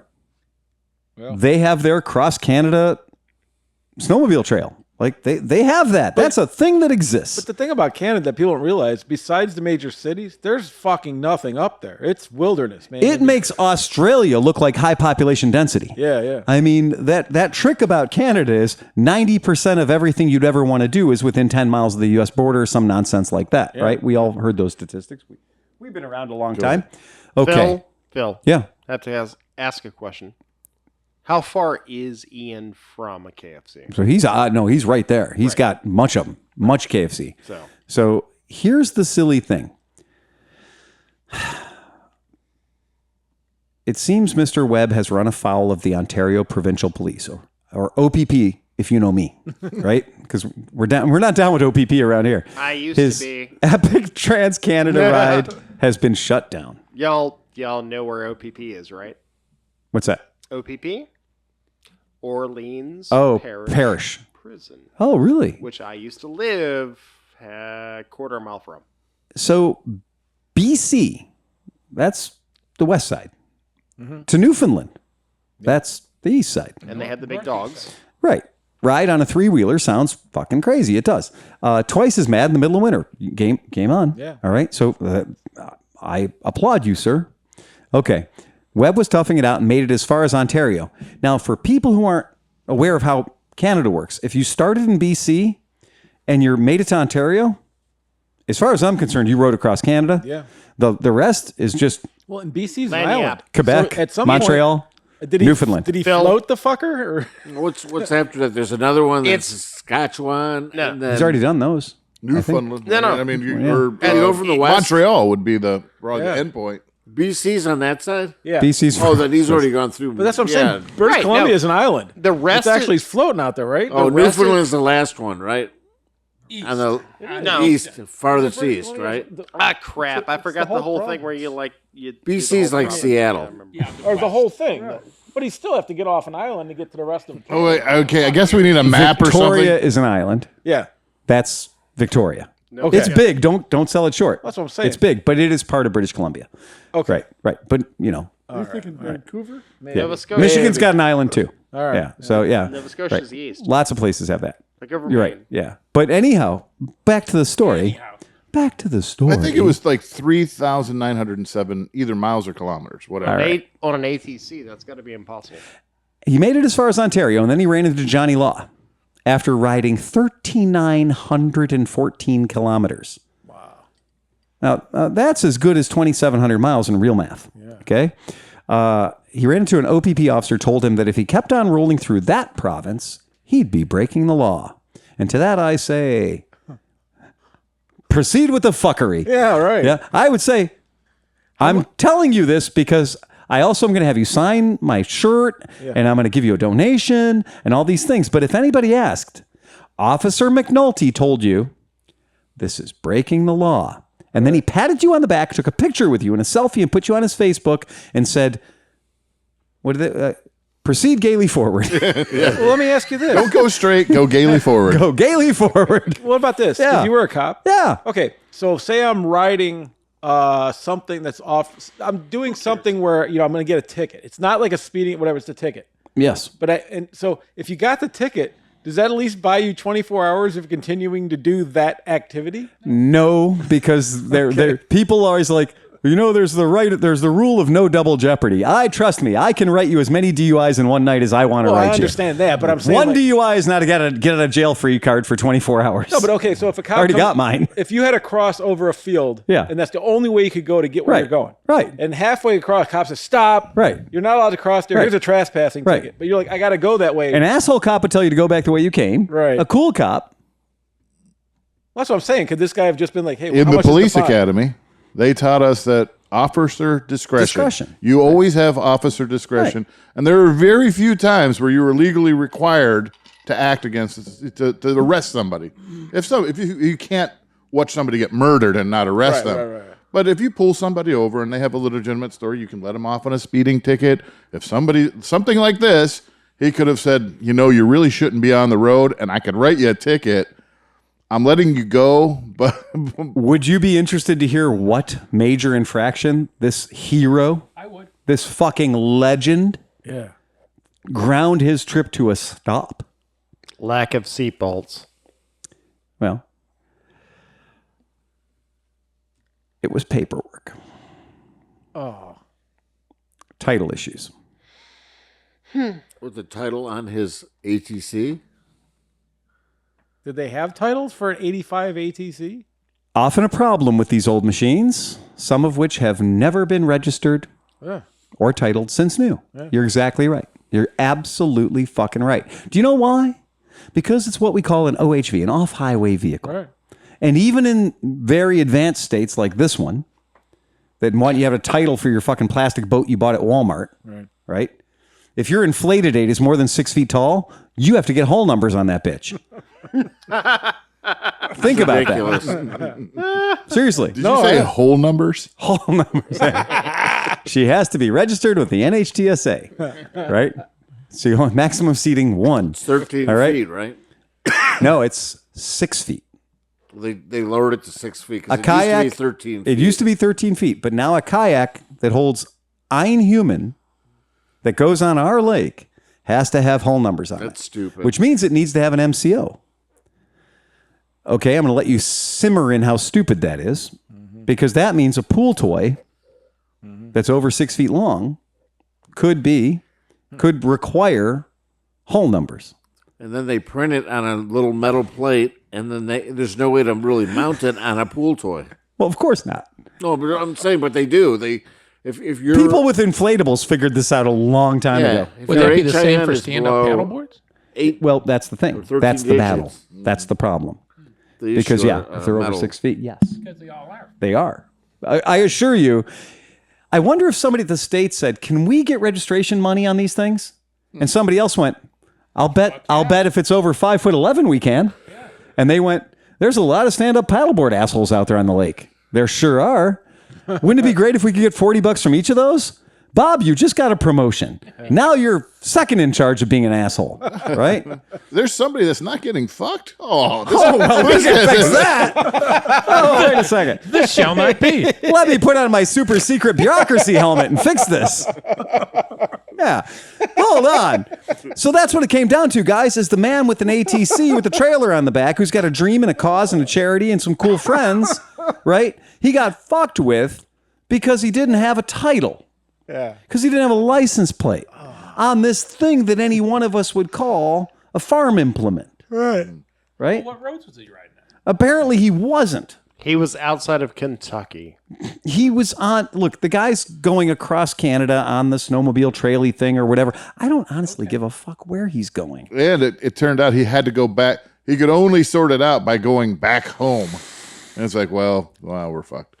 Which to me is, if the punishment for being where you are, if you have gone 3/4 of the way across Canada illegally, the punishment or the remedy for going 3/4 of the way across Canada illegally shouldn't be going back 3/4 of the way across Canada. Is anybody else picking me up on this one? Yeah. So if you drove 90% of the way home shit-faced drunk, It's like, the answer shouldn't be go back to the bar. Okay? That seems dangerous to me. I can only say this. Yeah. That I'm fairly certain that if you were put in the same position, Yeah. you would have said, "Oh, I'm sorry, officer. I didn't mean to break the law. I tell you what, I'm going to park my ATC and go get a truck and haul it home." Damn straight, And John. as soon as that motherfucker was out of sight, You bet your ass. You bet your ass. And I would wait until that son of a bitch was off shift. And then I would go and I'd call in a strange, these kids are fighting over here. Or I'd get one of John's there's overpowered. 12 kids with bats. Yeah, I would get one of John's overpowered fireworks and I'd set it off really far from wherever I was. cigarette thing. There. Yeah, on a 10-minute fuse. And then I would fuck gaily offward, right? Yeah. I would just be gonzo. Now, this guy wasn't that creative. Or let's just put it this way. Maybe this guy was, Canadian. I was about to say, he's Canadian. He's not going to He's do Canadian. that. That's what He Canadians wasn't born under the level of deviosity that we have to be. Okie dokie, officer. Okay, there. Yeah. So I think that most of us, by the time we were in kindergarten, had already exceeded this guy's level of fucking malfeasance and corruption. We used Right? to run from Caps to Wells School. You know where Wells School was. I'm telling you, man, On mini bikes. You used to throw flaming monkeys off of buildings. there is Did that too. there's no way that you can square this with me because it's some bullshit. It's some absolute bullshit. Now, all I can picture, of course, is the traditional Canadian Mountie, pointy hat, big round brim, on a horse, probably carrying a flag, maybe made of plastic. That was the one I had. But yeah, okay. Even Walking that with guy, a limp with a huge stick up his ass. To be fair, Dudley Do Wrong. I don't give a fuck, man. Like, I don't care. Dudley Do. You just impeded with a charity. Yeah, that's crazy. this is fucking embarrassing. It's fucking embarrassing. It's fucking embarrassing. So it is fucking embarrassing. It is fucking embarrassing. Trash can. Yeah, kick the trash can. It's fucking embarrassing is what it is. And I feel terrible for what this guy had to go through because he did get over 3/4 of the way accomplished. He did it.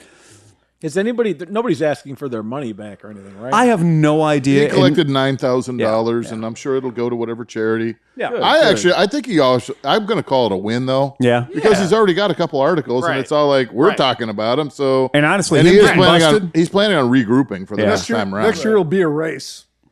Next year, if you see, the problem is this: you pull your dick out like this in America, and you talk about how Dan tried to do it, and Dan was going across Virginia, and when Dan was going across Virginia on the BDR, somebody came in, fucking waved their badge at him, and gave him a hard way to go. Next year, there'd be 1,000 motherfuckers doing it just to get the attention of the police, right? Because Americans are very vindictive on somebody else's dime, right? They're all about like, fuck yeah, we're going to show up next year to support Dan. But the idea is the strength in numbers thing. It'll just be like that whole thing. So I really do wonder if next year more people are going to show up. Is this going to be Burning Man? Yeah, and then the next year, they're all going to have Olin shocks and slicks. They're all going to be sponsored. Well, that's the question is because as Americans, we're assholes. Yeah. Oh, yeah, yeah. Canadians are like really.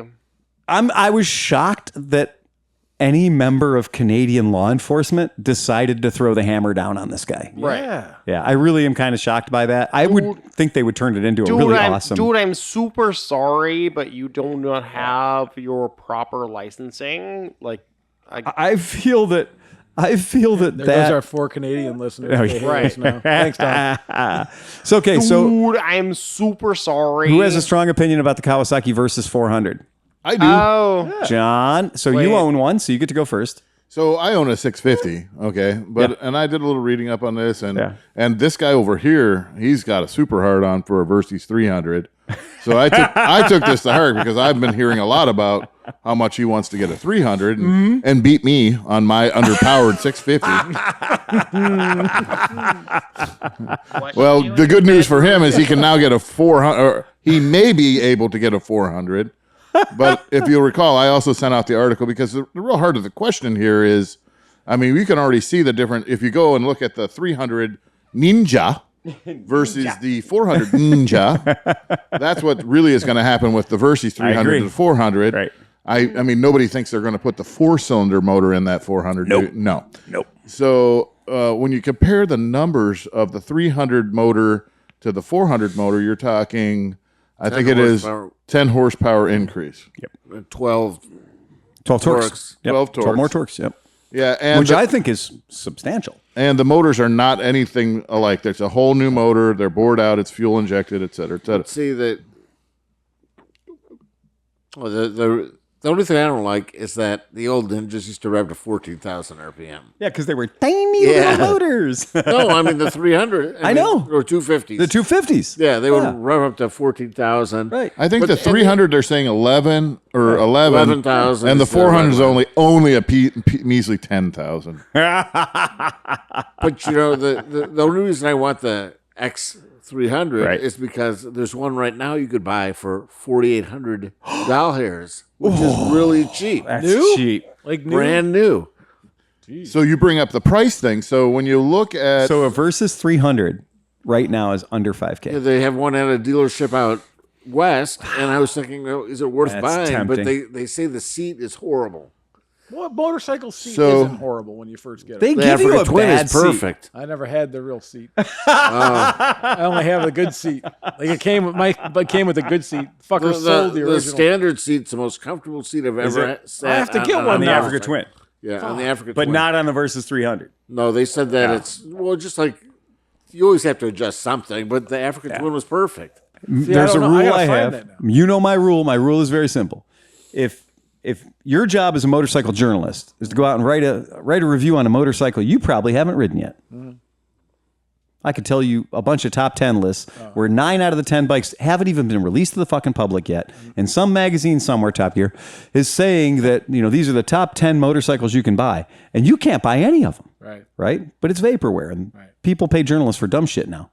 So I'm not sure people pay journalists. Cam. Whatever that foam, I'm just saying, But whatever anyway- that foam is they use in that Honda seat, it's perfect. it's perfect. But I get one do, now.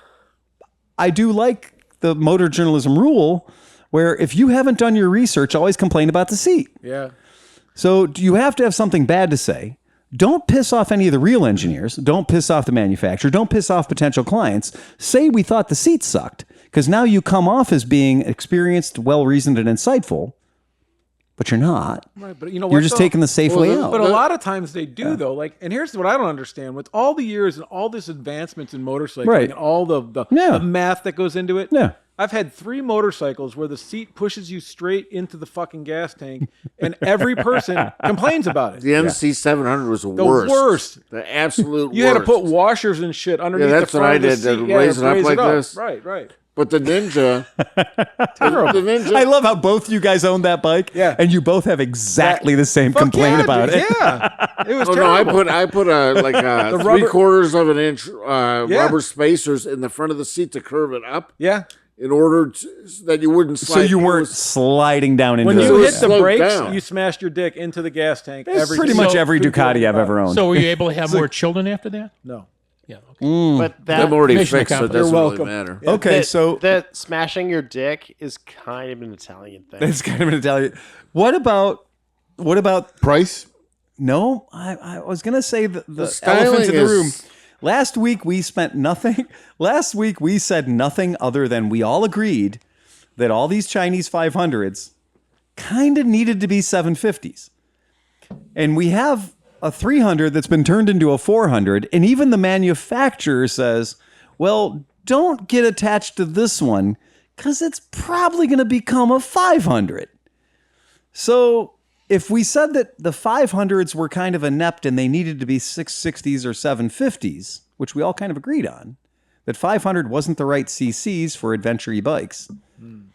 And then we all kind of said that Dan's Triumph 660 is kind of fucking perfect, and that your Versys 650 is kind of fucking perfect. With the weight. And but the problem is pricing. Okay. Okay. So here's how the pricing busts out. A current Versys 300, I think, is $5,600. Yeah. A 650 is $7,800. Yep. So you have that. That's a nice It's a gap big in price. gap. So you're saving a lot It's a buying big a gap. 300. You really are. The problem is, like, if you look at the Ninja, Yeah. is $5,800. Okay. So when you translate the Ninja back over to a Versys, you're Yep. going to add 1,000. I think you're so right. So now you're going to make it 6,800 versus 7,800.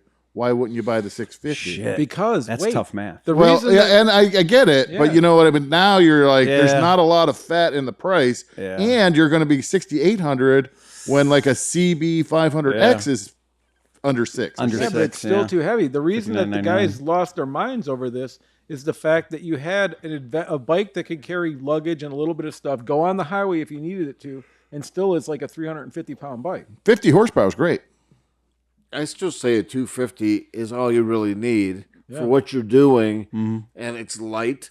I mean, you can go on the freeway. I mean, it's you're beating the shit out of it on the freeway. So- I mean, I get that, but if you're not using it for that, I'd rather have a 250. I mean, I love my 250. Every So 250 you need a I've had- KLX 250. But Well, no, Or WR yeah, but WR. every 250 I've had, I had an XT 250. That was a great bike.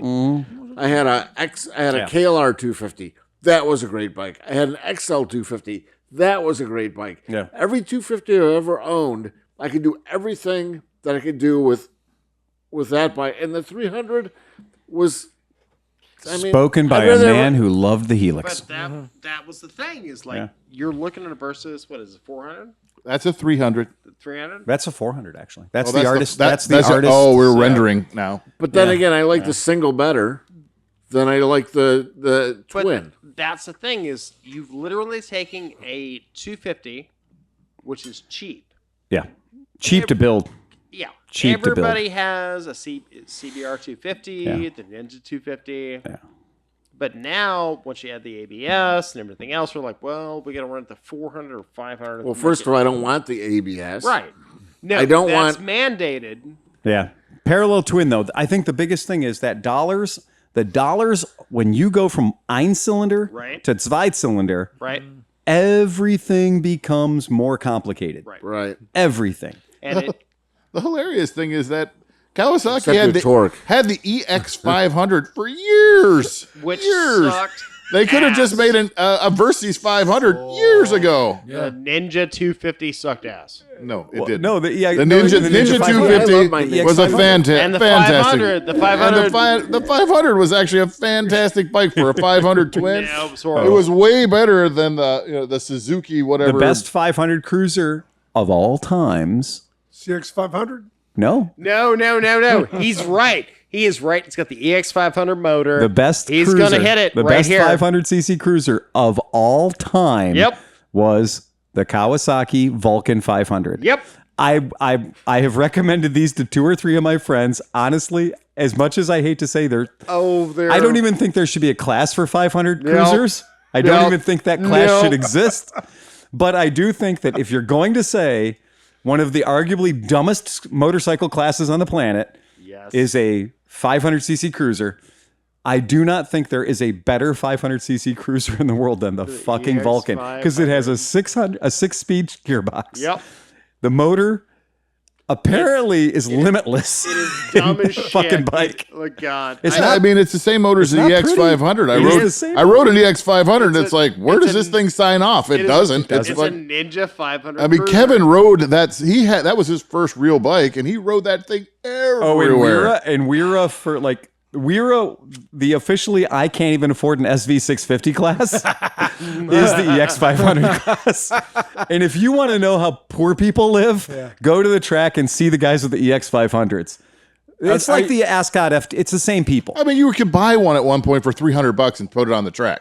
I mean, Kevin had 3 of them at one point. He was like, "Oh, these are my track How can bikes." you not afford an SV650? Well, again, you can not afford it. I've got- and you'll know if you look down and you're sitting on an EX500, the only reason you're sitting on an EX500 is you can't afford an SV650. Because anybody who can afford an SV650 is not riding an EX500. Now, would they let you change the forks and stuff? Like You can do whatever you fucking want. You're not going out on the track on stock EX500 forks. That's the beautiful thing about club racing.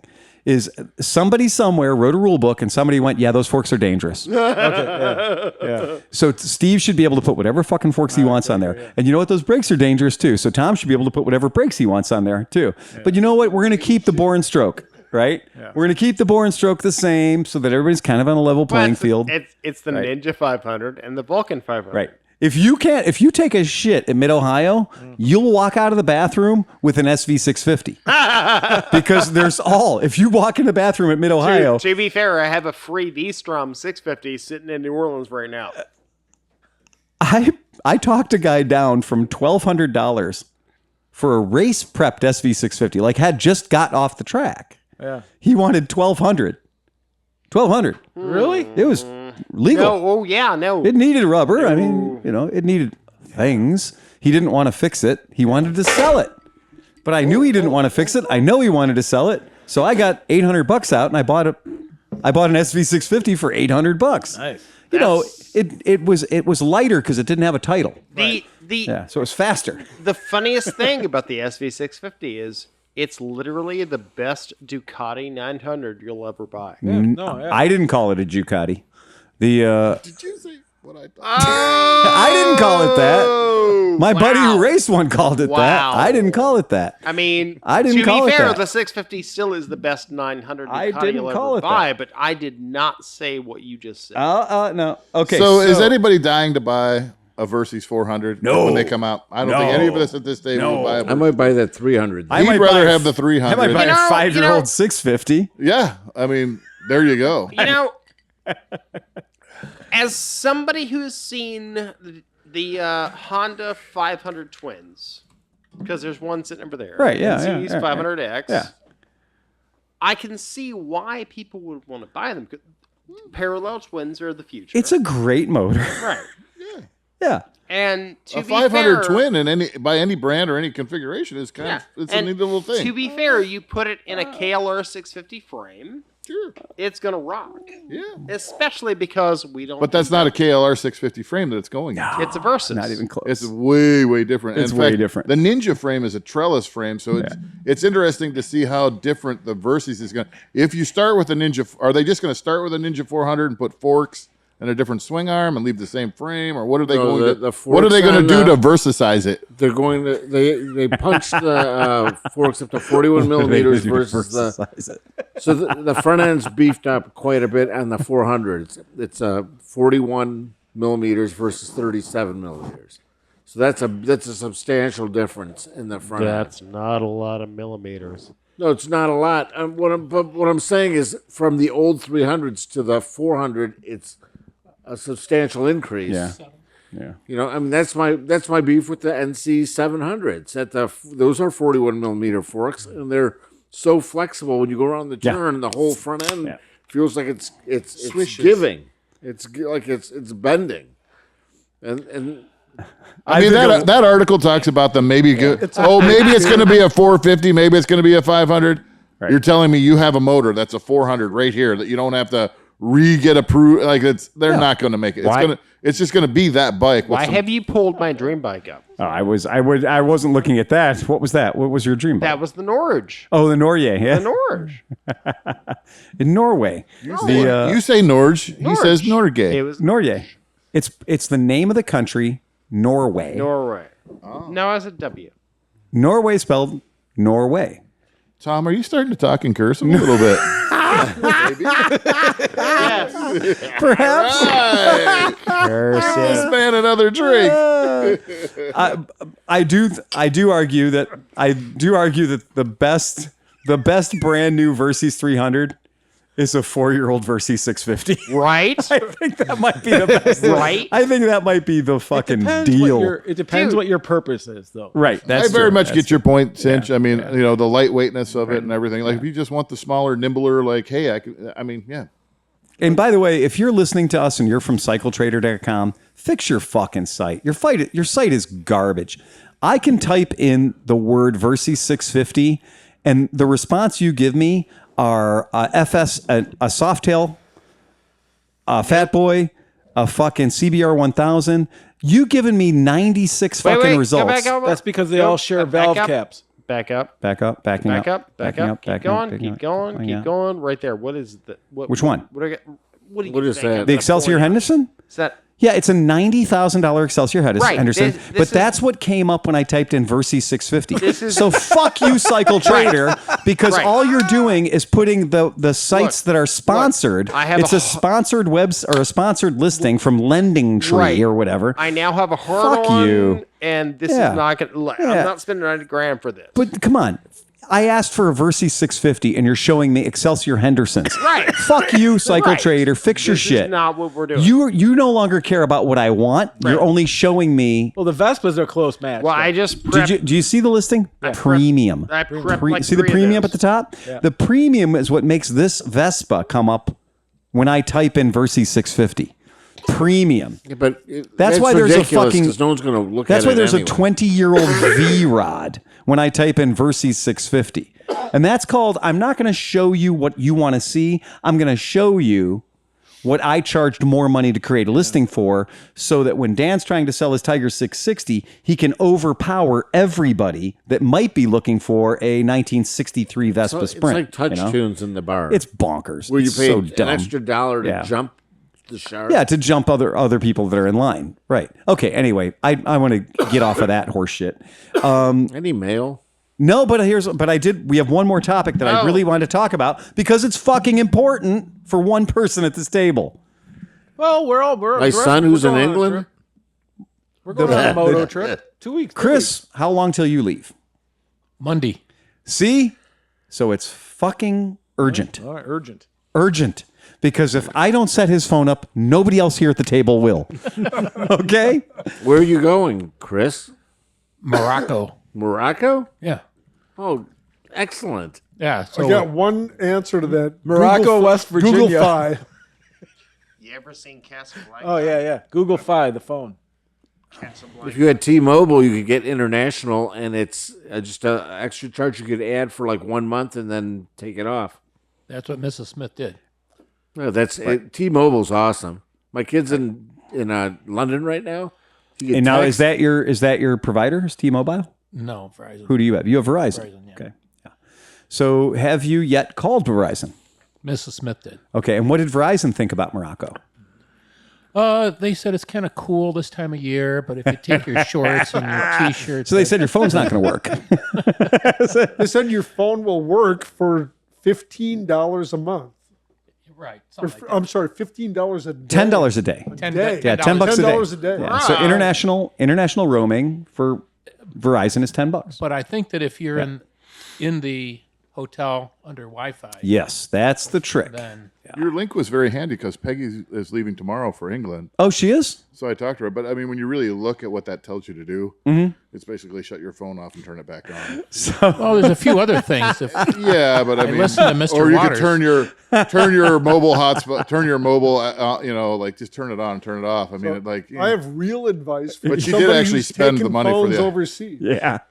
The best thing you can do is to go there and each of you get a SIM that works there for $20 for the whole month. Right.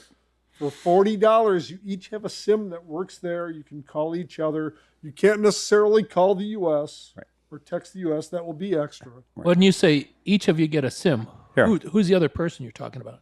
Your Are spouse, you going your by traveling yourself? partner. He's alone. No, I'm going with another motorcycle. he's going with Oh, Pete. right. I'm So going with just Pete. you. So one SIM. So now you don't run on an Apple, do you? No, I run Okay.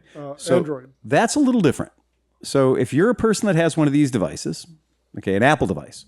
So an Apple device is not quite as friendly about welcoming somebody else's equipment into its slot. Okay. They're just a little funny about it. You can do it, but it is not the trip to Walmart, aka vending machine, kiosk in the airport, that it is if you have a non-fruit stand based device. Okay. So that is where, and I have traveled a lot of different countries with the iPhone. Here's one of the things that it does particularly well is it helps you be kind of the sheep and on the end of the lead. Okay. If you acknowledge that I'm stupid and I don't know what the fuck I'm doing, and I'm not Johnny SIM cards, right? I'm not going to do, Mission Impossible Ghost Protocol on my phone by having a pocket full of SIM cards. I'm going to change out every time I go through remember that time of Vladivostok? Oh shit, I need to change my SIM card. Okay. Hologram. It turns out iPhones are fucking everywhere. Nobody's got the kind of market penetrations like these son of bitches do. Okay. That's kind of cool. But you're going to have to pay for it. You're not going to do what Dan does. You're not going to get away cheap. Dan's getting away cheap.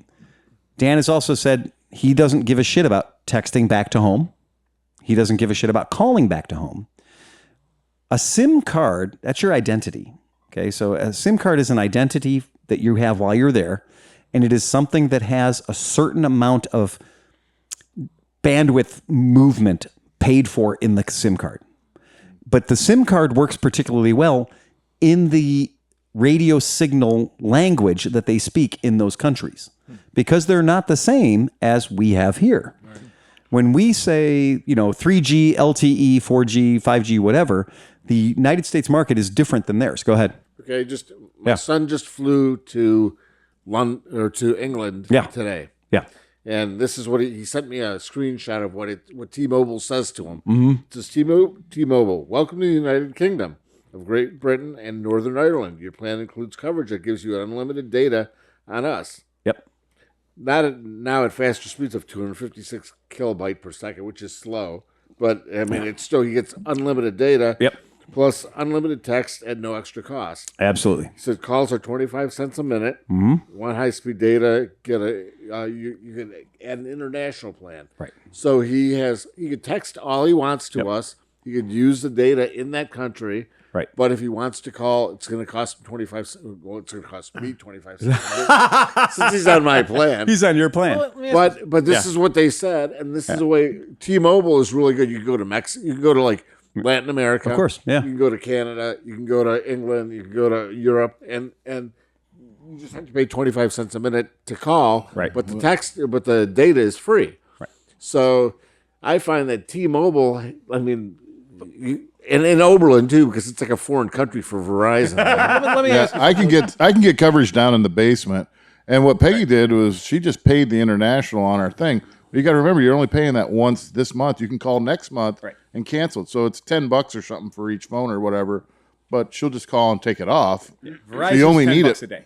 So Verizon's deal is they're $10 a day, and if you use it that day. If you use it that day, right? Once you turn it on and you use any traffic, you use anything at all. How these work is when I landed in England with this phone, it didn't pick up right away. you do have to do the shuffle. You do have to turn the fucker off, like, press both buttons and hold it and shut it off. Shut it off, and then turn it back on airplane mode, turn off your Wi-Fi, turn off your cellular data, and then turn them back on again. It will look around and find things, and it will say, oh, that's what we're doing now, right? And it'll acknowledge that as long as you have it set for roaming and cellular data roaming. As long as you're saying that, then these iPhones will pick up, especially with Verizon, because Verizon does have pretty goddamn good coverage. And that's why I was curious when you said Morocco and Verizon. I wondered, how does Verizon approach Morocco? Because they were real good for Central America. They were great, but I've never tried to travel in that part of the world with Verizon. Most of the world also used to use GSM, whereas Verizon was CDMA. And so when they went to LTE and now 5G, there are two divergent systems in 5G. Like there's some, it's called High Five. Yeah. And like T-Mobile uses High Five, which is just like, it's basically LTE with a turbocharger. Yeah.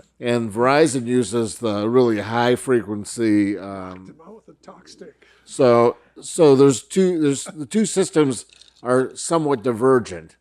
So it just depends on what you're on. AT&T and T-Mobile are on the same.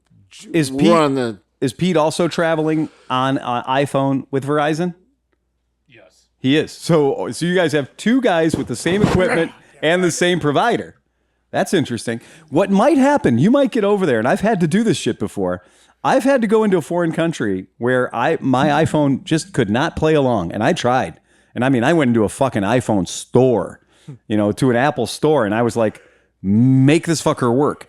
And it didn't go well. And that's like that thing that you sent there, like, after you turned it off or you turn your mobile on, you turn your do with it. Yeah. If you can't do that, then you need to talk with then call an Apple representative, and you're like, what? How do I do that?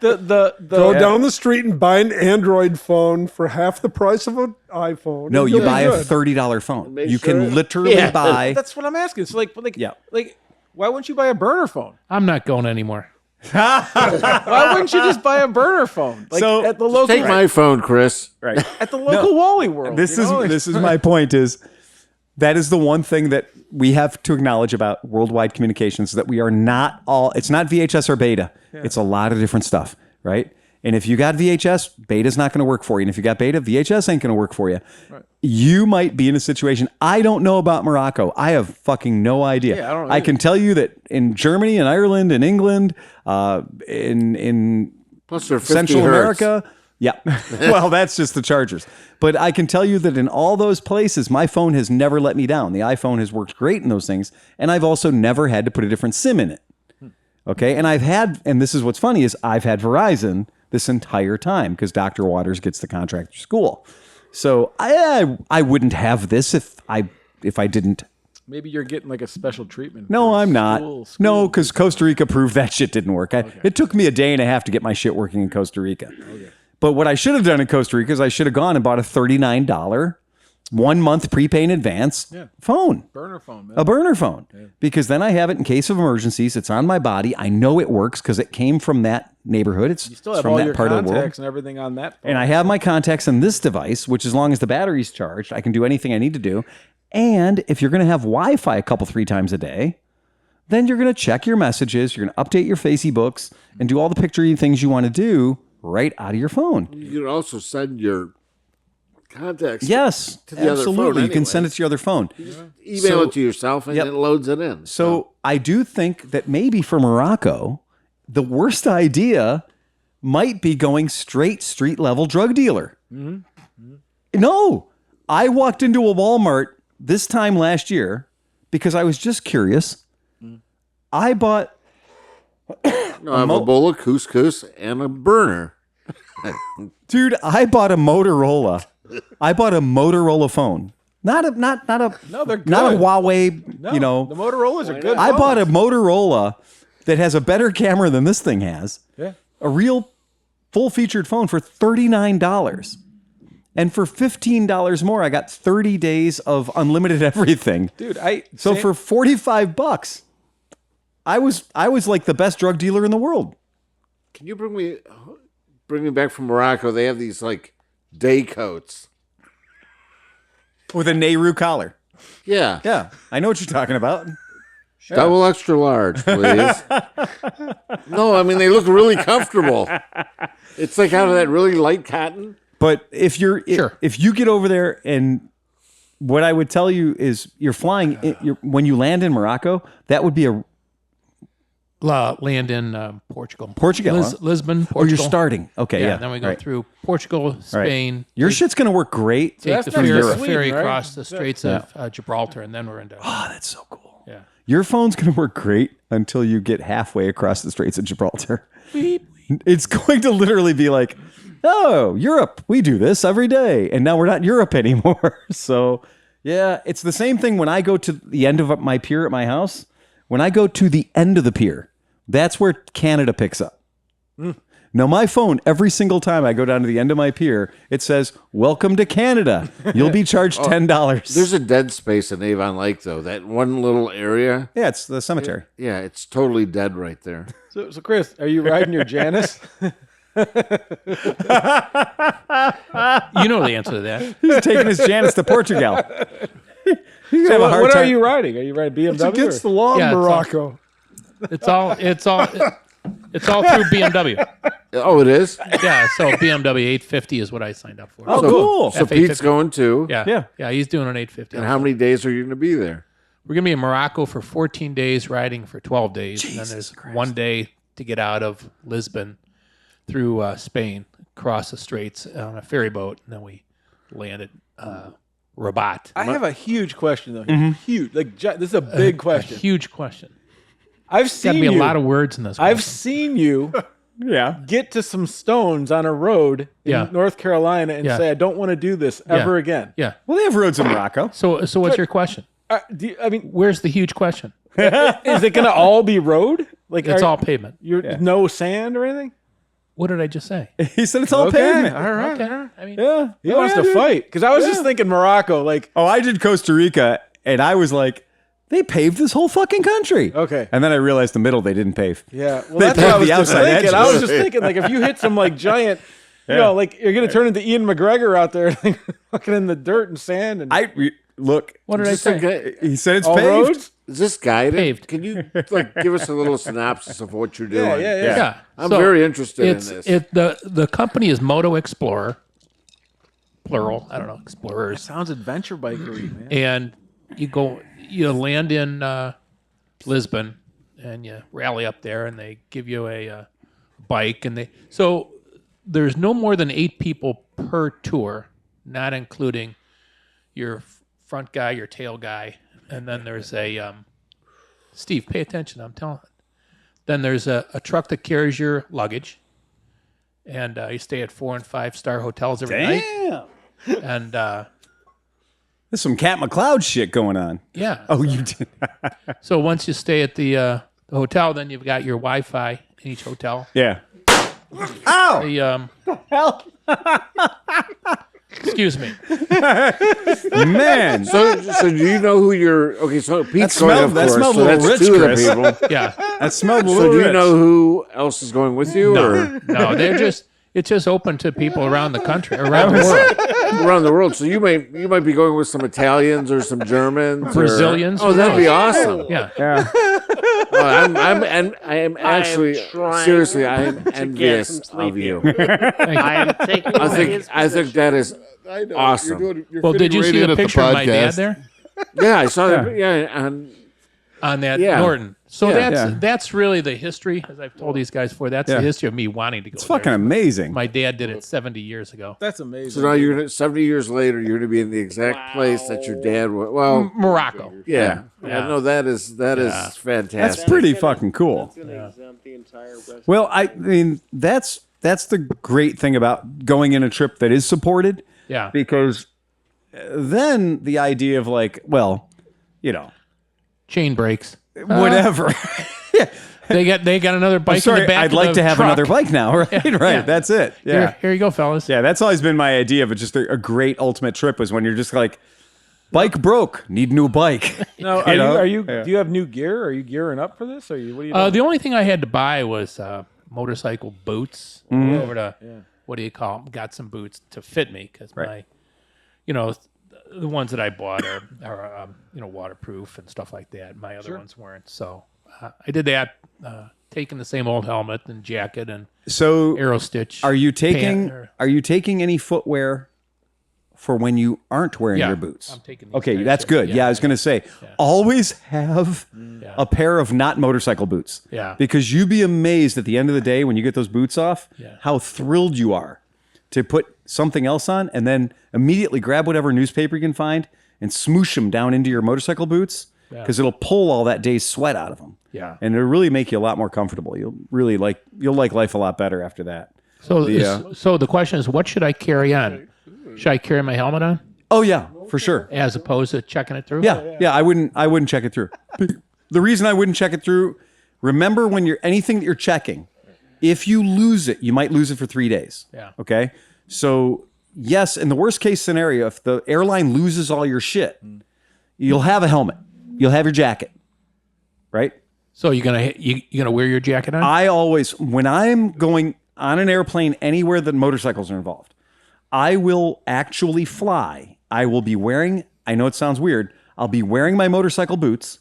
I'll be wearing my motorcycle jacket. I'll be carrying the motherfucker, honestly, right? And every time you get off the plane, there's a guy going, right. Come over here, right? But the helmet doesn't, they don't even count the helmet with your overhead bin shit, right? But I do that because I have been on motorcycle trips like that I paid money for, where I got to my intended destination. The bags weren't there. Did not go, oh, Jesus Christ. It's going to blow a hole in your foot, Sleepy. It's going to burn my carpet, though. Apparently not. So here's the reason I did that. I happened to get to my destination, and I had my shit, because I just do that from being in the military. Yeah. But other folks that were on the same exact trip and the same exact tour got there and had no jacket, had no helmet, had no gloves, had no boots. So no ridey. Right. Yeah. We were picking up the bikes. They flew in at about 6 or 7 p.m. We got our bikes the next morning at 9 a.m. So they had to figure out helmets, jackets, gloves, and boots. Between 6 or 7 p.m., stores are closed, and 9 a.m. the next morning when we're supposed to be getting onto our rented motorcycles. And that was not fucking cool. And then 3 days later, their helmets, gloves, and boots all caught up with us. And then they had double of everything for the rest of the trip. Is that the trip right there, Phil? Yeah, this is the Morocco Premium Tour. Some of the scenery is unbelievable. It's unbelievable. It's amazing. Yeah. I mean, that's just super fucking cool. So I do have the added inconvenience of getting on the airplane, carrying those items, or bringing those items with me. You could probably get one of those MX bags. You know what I mean? Like those wheelie MX bag things. You don't need to spend that much money. I've been doing this for a really long time. My helmet goes in a helmet bag on the outside of my backpack that is my carry-on. So, and if somebody wants to make a stink about it, like, oh, you have too much shit, they never do that. The people that put shit in the overhead bins now, it is not just the overhead bin-sized container. It's the overhead bin-sized container that's unzipped to its maximum capacity, and now they're carrying another bag on top of that. You want to know inside baseball? Yeah. They cannot, as a guitarist. Yeah. They can't make you check it. You can't check it, and they can't make you open it. Right. So many times with people with booze and stuff like that, we get no guitar case, fill it with stuff. Oh, man. And then you just carry it around and do all your stuff. Hey, I can tell you as a motorcycle person, I've never had a problem going that way. And then I also will, generally when I get there, if I check a bag, you're checking a bag, you can check your multi-tool or something like that in your checked bag. If you're not going to check a bag, buy one when you get there, because there's everything you need will be there. But I can't go anywhere without a multi-tool. So I will generally, if I'm not going to check a bag, I'll generally buy a cheap one when I get there, just so I always have that with me. Are you going to ship your swords that you buy home? Or are you going to try to... You're coming back from Morocco. I know, you got to have like sword, a scimitar or dude. something when you come back. Yeah. Ship. Right, yeah. Ship that shit. So that sounds pretty fucking cool. Yeah, I think that's great. What's the weather going to be like? Well, it's interesting. So I was reading a Roadrunner magazine article about they had gone over there in 2019, and they went from April 1st to April 15th. And the guy was constantly bitching about how cold it was in the morning, and then they got up in the Atlas Mountains and it was cold and everything like that. Yeah. So I got on the. I sent an email over to the woman in Portugal, and I said, "Do these have heated grips?" Tell me. She says, "Yeah, we got heated grips." Because we're adults. Yeah, so there's heated grips. We there's- rent these motorcycles. Yeah, and but I'm going to take some cold weather gear. Sure. Oh, stuff yeah. like that, sock liners and glove liners and stuff like that. I didn't even get to use my heated socks. Because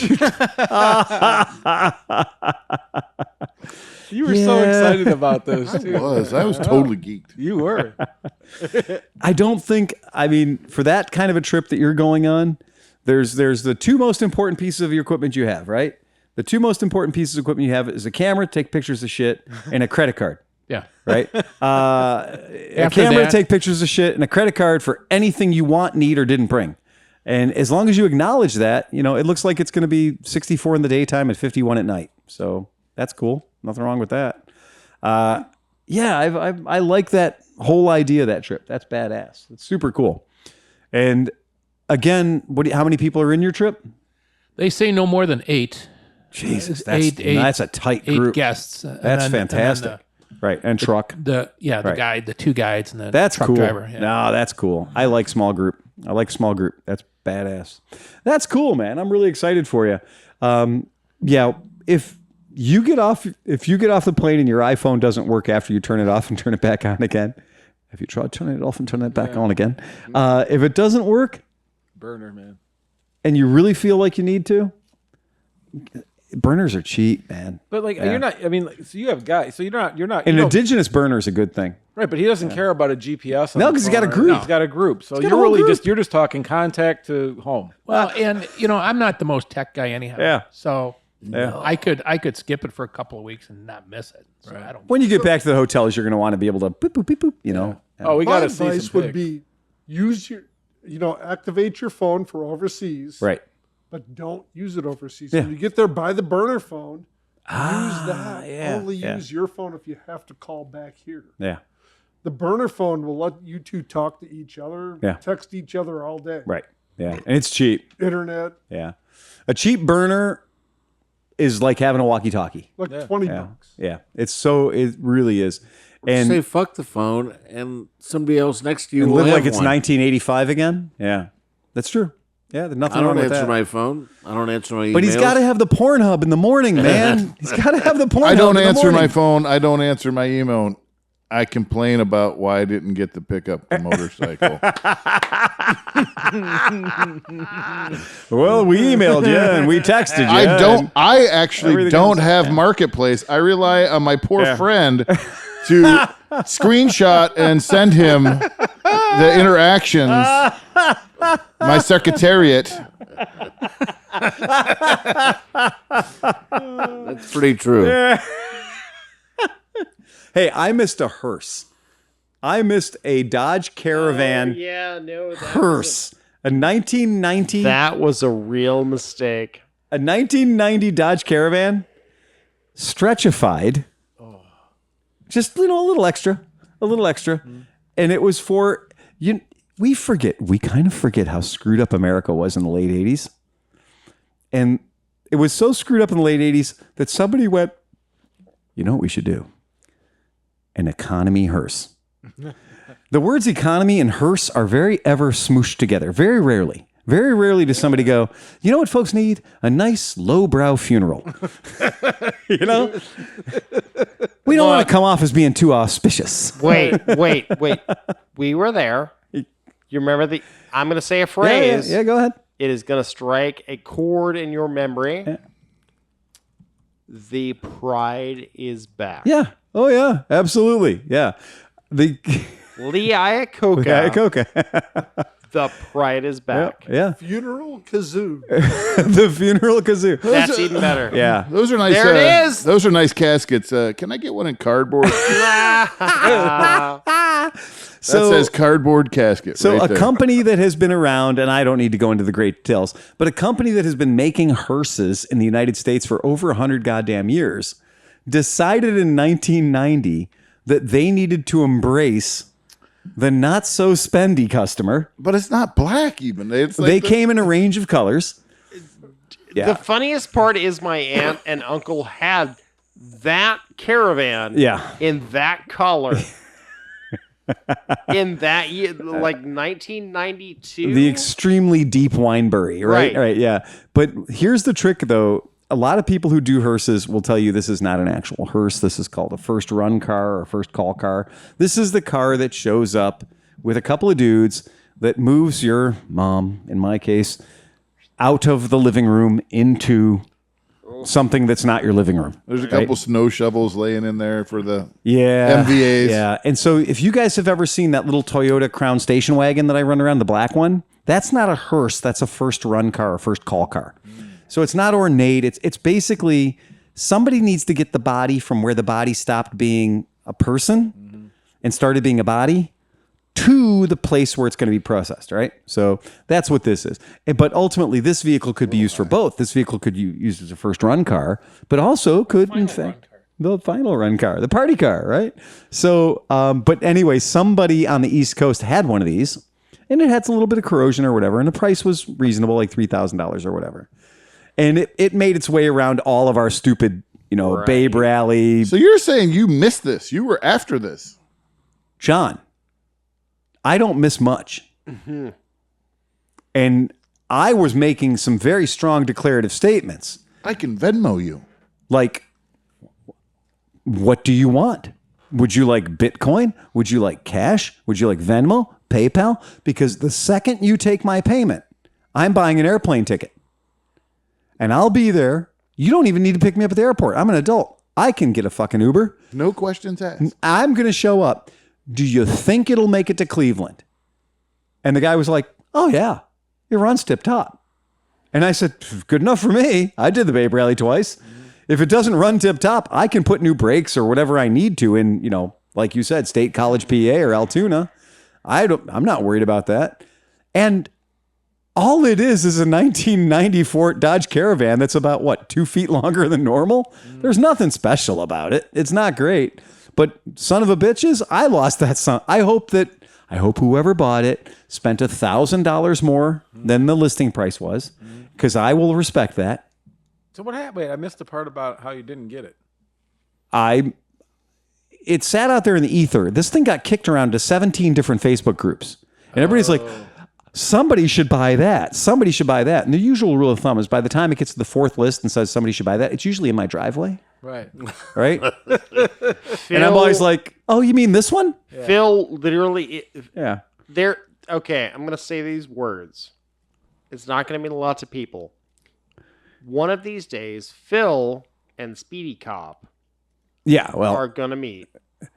This particular missed opportunity, I was a little verklempt about it. It was a little bothering because we have an event coming up for this event. Like, we're doing 89 Grand Caravan. Oh, yeah. This is a 1990 Grand Caravan. Yeah, it doesn't get You much. see the similarity. Oh, I do. And this one's a hearse. So yeah, it kind of fits everything that goes into Phil. even if I left it in Canada, I'd feel like it was a mission well spent. Get a plane ticket from Canada back home, leave this parked wherever it decides to not be a car anymore and where it decides to be a gun emplacement, and it just can live there for the rest of its life. It can be a Canadian fucking Mountie for all I care. But I did miss it. So that just tells me that somebody paid more than $3,000 because I told the guy, maybe it's somebody that's on that group that has actually out-scammed your scam. well, I always say if I'm not the owner of it, I just hope that the person that sold it got more than I was willing to give for it. Yeah. Because you'll only know if you ask me. Because if you got like if I'm selling something and you four guys all go like, yep, Phil, $5,000 seems reasonable. So now there's four of you that all think 5,000 is reasonable. I need to figure out which one of you thinks 6,000 is reasonable. Me? That's it. And that's going to be the guy who gets the car. Right? I hate to interrupt, but I'm going to. Yeah. There seems to be a desire to light another firecracker down here, but I don't really want to piss you off. We like the smell, though. It's not going to piss me off. I don't want Renee to come. I'm worried about Renee. If you think that indoor firecrackers are a good thing, that's fine. But if Renee says it smells like cordite in here, yeah, see, that's what I'm really worried about. If she comes in, Fucking strip, man. hey, Chris, you got a joke for us? You guys want to hear a joke? I want to hear a joke. Fuck yeah, I want to hear a joke. So Jake dies. No. Becky knew him. Becky goes to one of those mediums, and the medium looks in her crystal ball, and a voice comes out, Becky? She says, is that you, Jake? It's me, Becky. Really, how is it, Jake? Oh, Becky, it's wonderful. Every day I wake up, first thing I do in the morning is have sex. Then I have some breakfast. Then I take a little nap. Sex again, then lunch. Then a nap. Then I have sex, snack. Then I take another nap, sex nap, food, wonderful. And I do this 7 days a week. Oh, Jake, you're so lucky. Heaven must be wonderful. Who's in heaven? I'm a bull in Montana.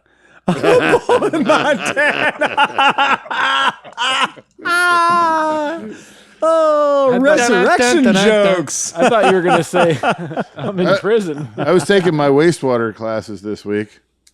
The teacher kept talking shit.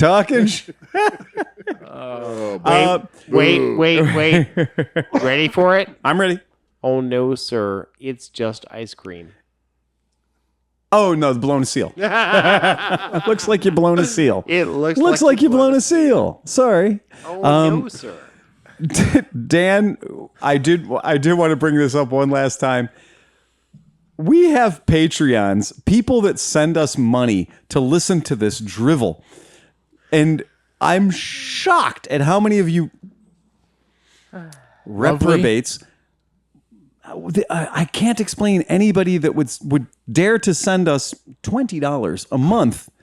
But we're going to have a whole week of special guest stars. God damn. Woohoo! Yeah.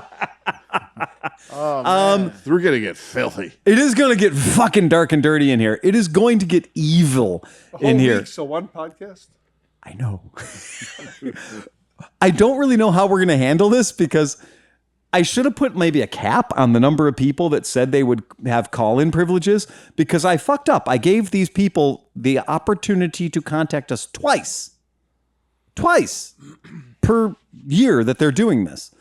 And if they do that and we give 10 minutes to each person twice, that's 20 minutes per supporter, then that's a lot of time. Yeah, that might be those extra 10 episodes we need to get us to episode 420. This is how we get to 420. Or we finally open up. This is how we do I say it. we finally open up ClevelandMoto Podcast After Dark. After Dark. The once a month.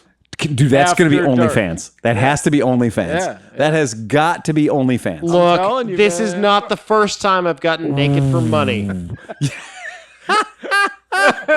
Or for fun. I think that podcast after the Cleveland Moto After Dark is a very if this is how very we gotta ugly. make the Patreon money. Tom, if the AMA Vintage Days booth at 3 a.m. is We've all been a hive of scum and villainy. We have all look. No. We've been to podcast. We've been to band camp. We have seen this. No. This is like because band camp is a lot of people that are all into the same shit. Right. Vintage Days is like our area is all the people that are into the same shit, but occasionally you get wanderers who are not down with the lingo. No. And so then you'll kind of come out of your tent after being passed out for 2 hours to a child rapist trying to talk. My video at band camp. No, dude, it's as of last year, we're sitting there, we're like, is this dude trying to rape everyone here? At band camp, Like, everybody's hip. So Right. at band camp, Yeah. 100% of the people are hip. At Mid-Ohio, 4% of the people are hip. Yeah. You just life's like a box of chocolates. You just never know what you're going At to get. Mid-Ohio, all the hip people are in our little bad neighborhood of Mid-Ohio, yeah. but everyone else doesn't like us very So much. the problem is when some of these people wander in and they Hey, what's think they going can on over hang, here? and then they'll hear something that sets them off, and then they turn on you. And next thing they see is Pete's dick and fireworks that won't stop either. The dick stayed on too long and the fireworks stayed on way too long too. Too much dick, too much fireworks. Way too much. Okay, Graham Smith sent us a message from Sup Dickheads.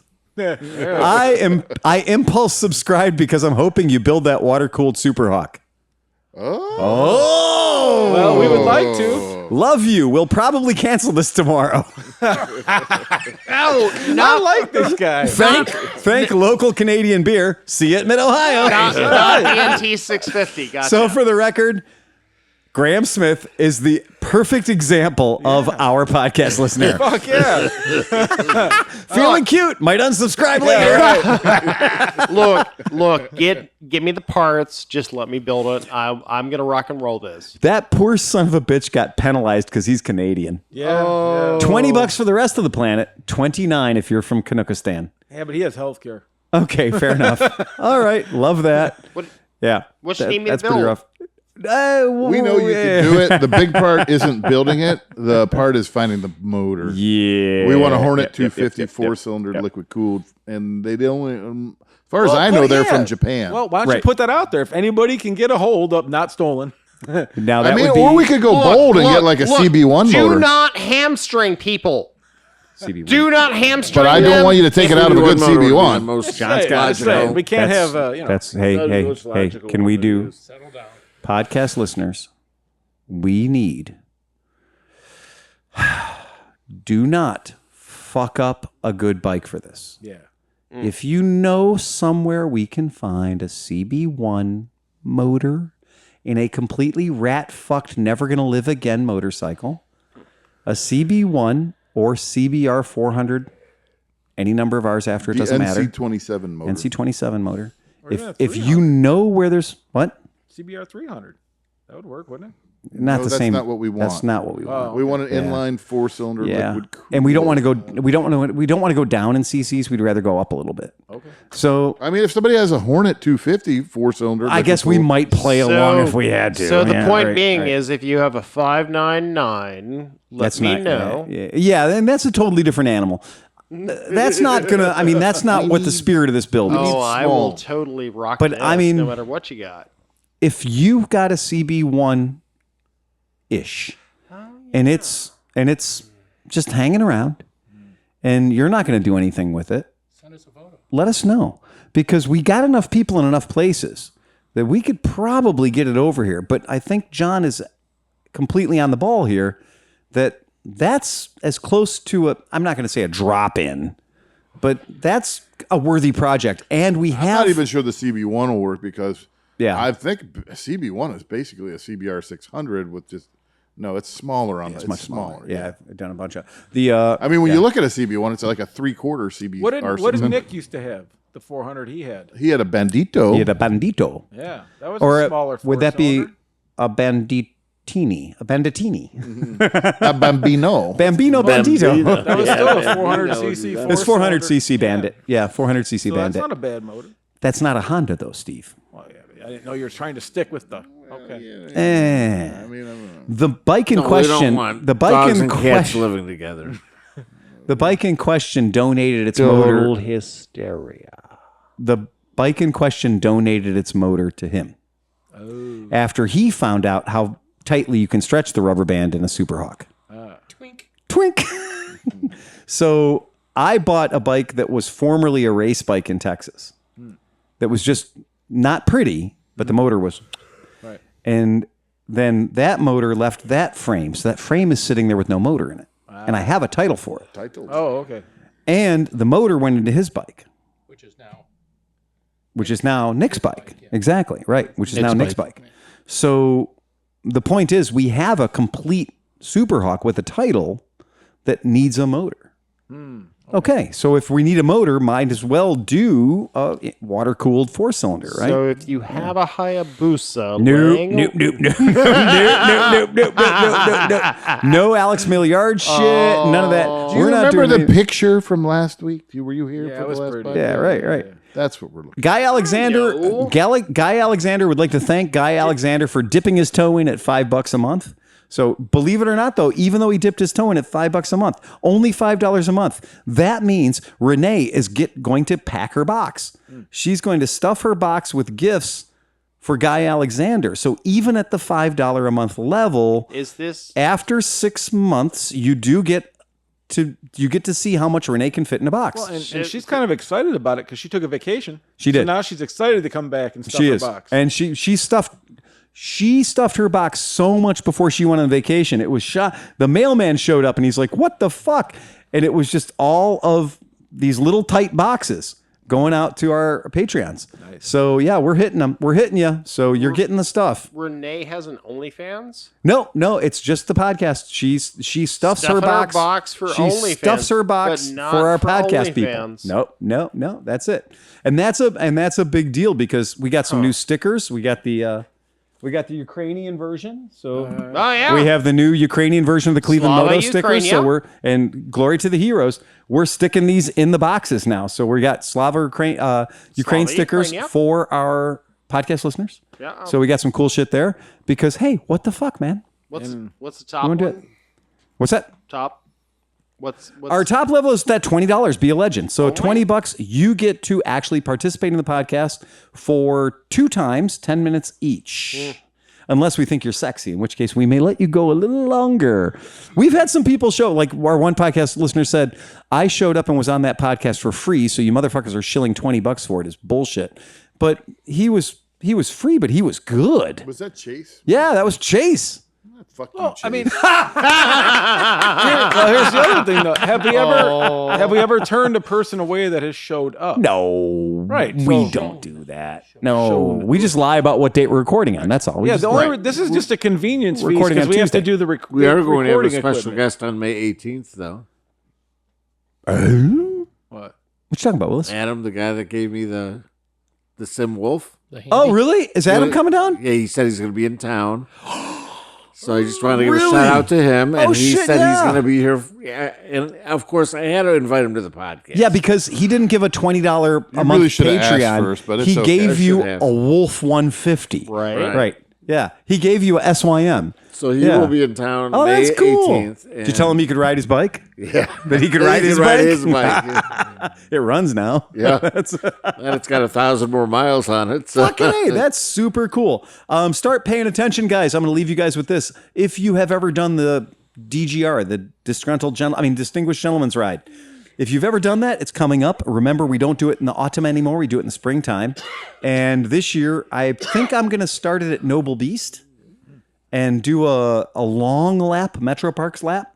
And I think we might have a refreshment station at the Clippity Clop Saddle Shop. The County Line Pub or County Line Saloon. That'll be our refreshment stop. And then we'll meander. Is What's Pep that? still there? I don't know. But you know what? That would be the place The to bar go. that John found, that halfway bar we did like North Royalton or somewhere. Royalton, yeah, that bar was pretty good. But I think we're just going to go straight from the County Line Saloon a long way around to Porco. Okay. So we'll start at We Noble can make a Beast. stop at Loggerheads. If you want to go out to my neighborhood, sure, rock on, dude. Yeah, I'm sure they'll have us. They got plenty of room. We could go to close quarters. We could go to close quarters. That would be hilarious. I'd like one small drink. Smallest bar in America. But what is funny is looking at the whole DGR thing. I was looking at the routes that we've done because this would be our 11th year, right? So 11th year doing it. I was looking at all the routes that we've done in the past, trying to find a new route, something fresh, something new that we hadn't done before. And then I said, fuck it. It doesn't have to be new. The route doesn't have to be any different than it's ever been before. Because I was like, East Side Run, West Side Run. Well, let's just do the circle around the middle. Let's just do the circle around the middle business. And we'll start at Noble Beast because they're open and serve food at 11 o'clock on Sunday. What's the best part of a Twinkie? The cream filling. Cream filling. Yeah. Might as well just. And so we know everybody here kind of likes Noble Beast. And everybody here knows that it's a good place to get food on a Sunday. And then if we make the ride start at some reasonable time, like we'll tell everyone we're going to leave at 1, but we won't really leave until 2 so people can get their checks paid, That'll be pretty cool. And then we can get into Porco like 4 o'clock-ish. Noble Beast has the best taps in town. Well, look, they're open on a Sunday and they have no problem with 140 people showing up. And they got plenty of parking right next Yes, door. they do. They have tons of parking right next door. And everyone else we've talked to has been like really shitty about, well, can we pick the 140 people or, whatever. I'm like, no, we're bringing you 140 people on a Sunday in May when you're not, it's not fully geared up in summertime yet. So say thank you and serve beer. Well, we've been on those trips before where we rolled into somewhere that had one bartender. 2 bartenders to serve 140 fucking people on motorcycles. And you're like, well, this trip's going to suck because we're going to be here for 3 hours to get 9 beer. So no, we're going to go to Beast because Beast always has people on staff. They get the food out in a hurry every single time. They have no problem with 140 bikes in the parking lot. Yay, let's go to the Beast. Yeah. Let's do that because I think that's far more interesting. Last year we did the museum, the Crawford Auto Museum, and it poured so fucking hard on us. I turned around. I was getting hammered so hard. I said fuck it and turned around. It was very fucking wet. Yeah. It was very wet. I've never heard of you stopping whenever you're getting hammered too hard. That's usually when you're really you're shining. Really getting right into it at that point. Especially when they're wet. A good wet hammering, Steve, goes a long way. But that was a weird year last year. We got started in absolute misery, and then 40 minutes into the ride, everything got beautiful and perfect and dried out. And that was cool. But I think this year we're going to do it. I think we'll do that kind of a circle. What time frame are we talking here? What month? It's May 23rd. Ah, nice. Yeah, okay. May 23rd. It's a Sunday. It's always a Sunday. That's the May 2-4 weekend. It is the May 2-4 weekend, eh? Yeah. Green Get yourself a Victoria's 240. Day. Yep, that's right. So that's it. Anybody got anything else? Fuck it. Ride fast and take chances. Johnny. Bum, bum, bum, bum, bum, bum, bum, bum, bum, bum, bum, bum, bum. Press the red button, Steve. Get us out. Check.